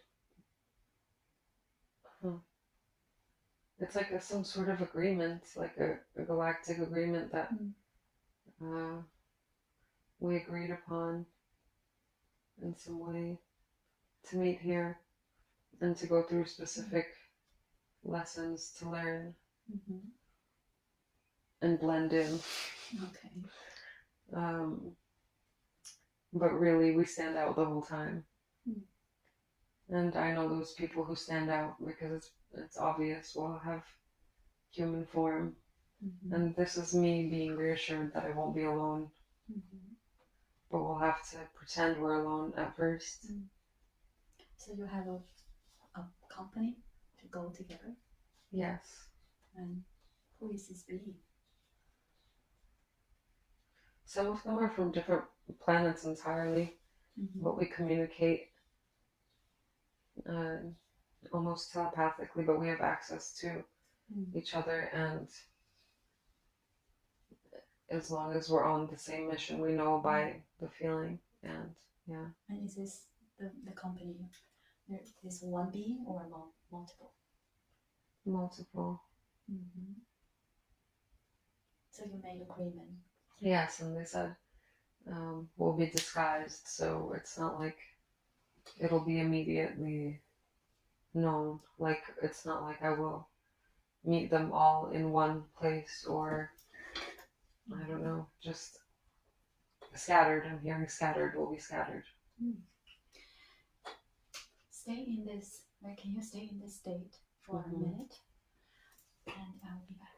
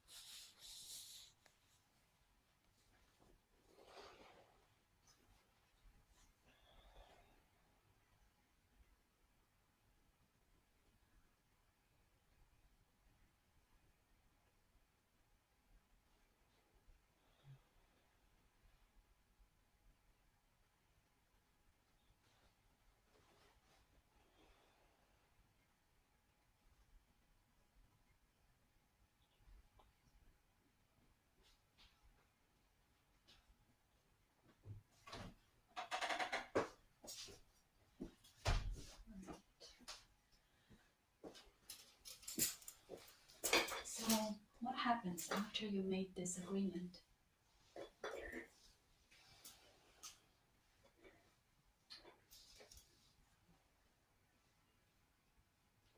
We go through certain life difficulties. Mm-hmm. How do you pick this life? How you pick the parents?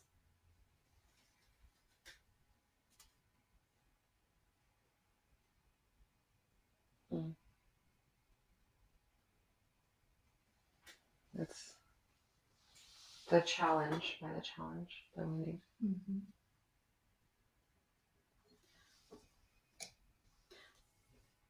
Tell me more. Like, what's the process? Is this something that the spiritual guides will assist?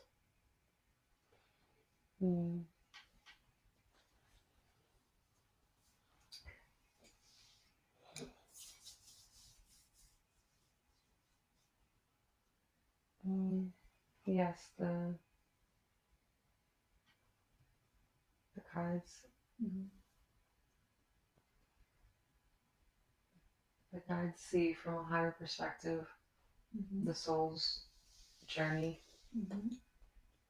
and they know that they have to redirect the soul to the right pattern and direction to meet with Mm-hmm. the other souls in time.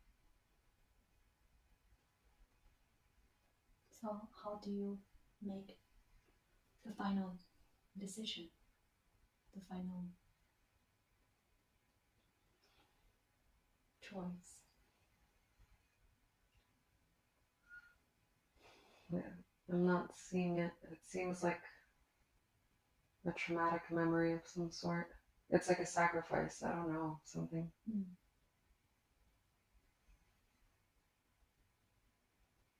And what's the final stage before you come to Earth?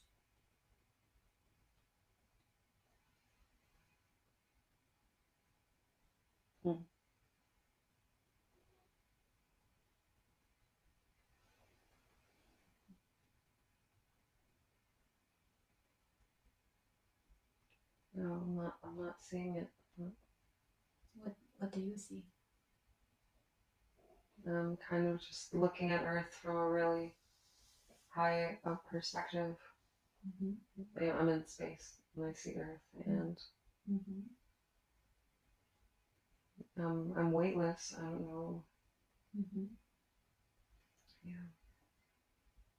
And how do you feel when you look at Earth? Concerned. Mm-hmm. Mm-hmm. How Earth looks like? Oh, looks like a nice blue planet, swirling. Mm-hmm.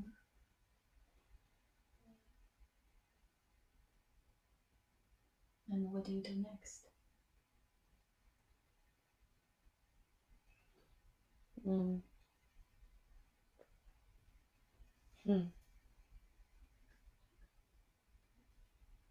Okay, suddenly Mm-hmm. it's like I dive down and hold, like I hold my breath, I guess. How do you dive? Just like jump? Yeah, there's these funnels or something. I don't know what I'm seeing now. Like you jump down and dive. And how do you feel the change of vibrations? It feels unsteady and rocky, like shaky. Oh wow. Tell me more.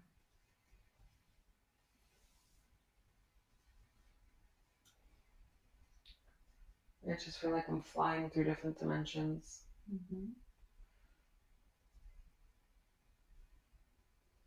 And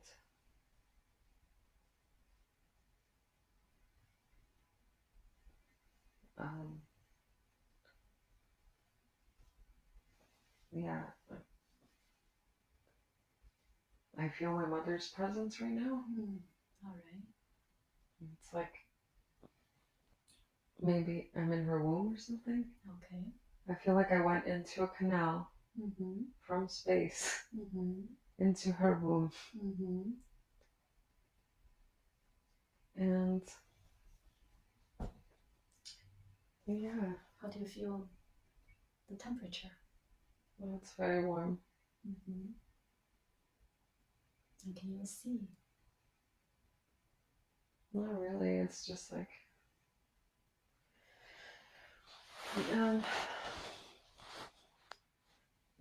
kind of dark.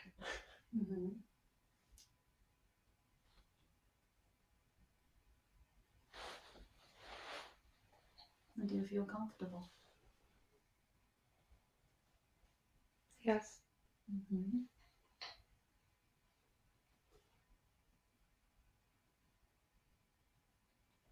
Anything else that you can tell me? The feeling. I hear a heartbeat. All right. I hear like the beat, and then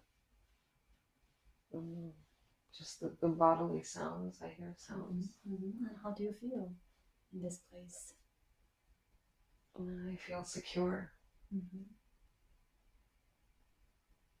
And safe? Yes.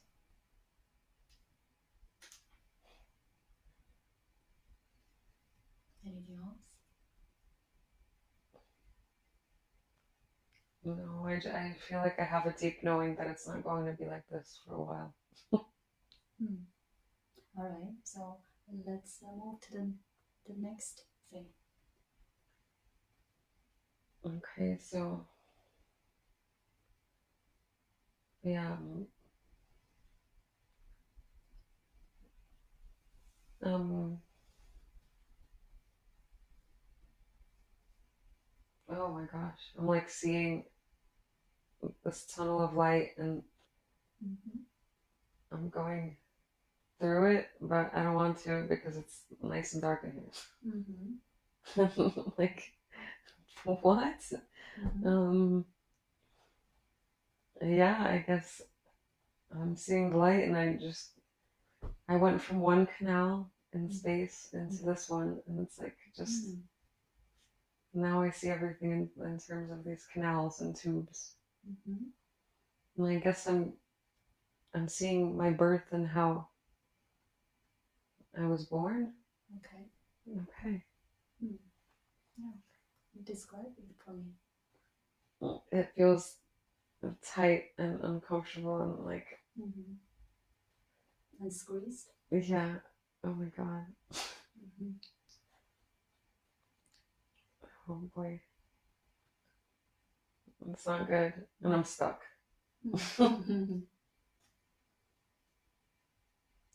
Yeah, I'm stuck halfway. Okay, now everything is just super bright and I can't open my eyes. Okay. And how you feel the temperature? It's cold.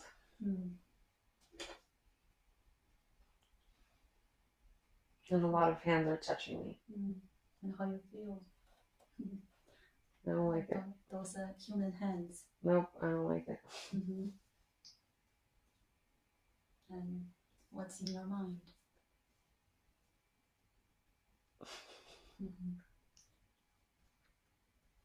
Regret. I'm like, oh, why did I do this? This is strange. And can you see now? Can you hear? No, I just hear like lots of noise. I can't see. I can't open my eyes. I'm moving my limbs around. It's like awkwardly, like practicing. It's weird. Yeah. This is squirmy. Do you feel everything is unfamiliar to you? Yes.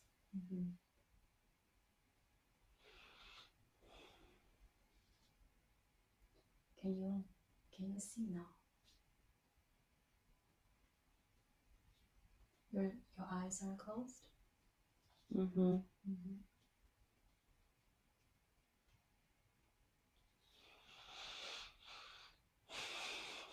I hear my mother saying, Don't ask me, ask up there. Ask them up there. Because we got into a fight recently and I asked her, like, what is this all for? Why did you do this to me? Like, blaming her. And then she was like, don't ask me, ask them. Right. And now I see what she was talking, like, I feel like I did, and now I have an answer. And yeah. And how do you feel about everything? This environment, this new environment. I didn't realize I signed up for this. Exactly. I didn't believe this was what I was going to be doing when I said I was volunteering, but now I'm in this body. I don't know. And what do you like to do next? What do I like to do next? I like to eat. I'm hungry. That's the first thing I could think of after that commute. Is it food is something that you are, or you don't feel this is something foreign to you? No, for some reason, food, I don't know. I feel like maybe in this body, I'm just inspired to, it's like my new instinct now is to eat. All right. Okay, so now let's drift away from everything and let's leave whatever you experienced today. We're gonna leave everything in the past. Hey Eve, so how was the session? How do you feel now? I feel rejuvenated. I feel relaxed, and I learned so much. Everything that I expected, and some things I didn't expect to learn and see. It's just pretty mind-blowing and life-changing, kind of. All right. Anything you feel like specifically, anything you want to talk about your experience? Sure, yes. There was a moment where I was speaking to a friend in the dream, and we were having a conversation, and I was able to hear her conversation by, it was kind of like what she was saying in my vision was coming into my mind, and I was able to basically translate or speak for her. So that was very interesting. All right. Sounds great. Thank you. You're welcome. Thank you so much. It's great. Thank you.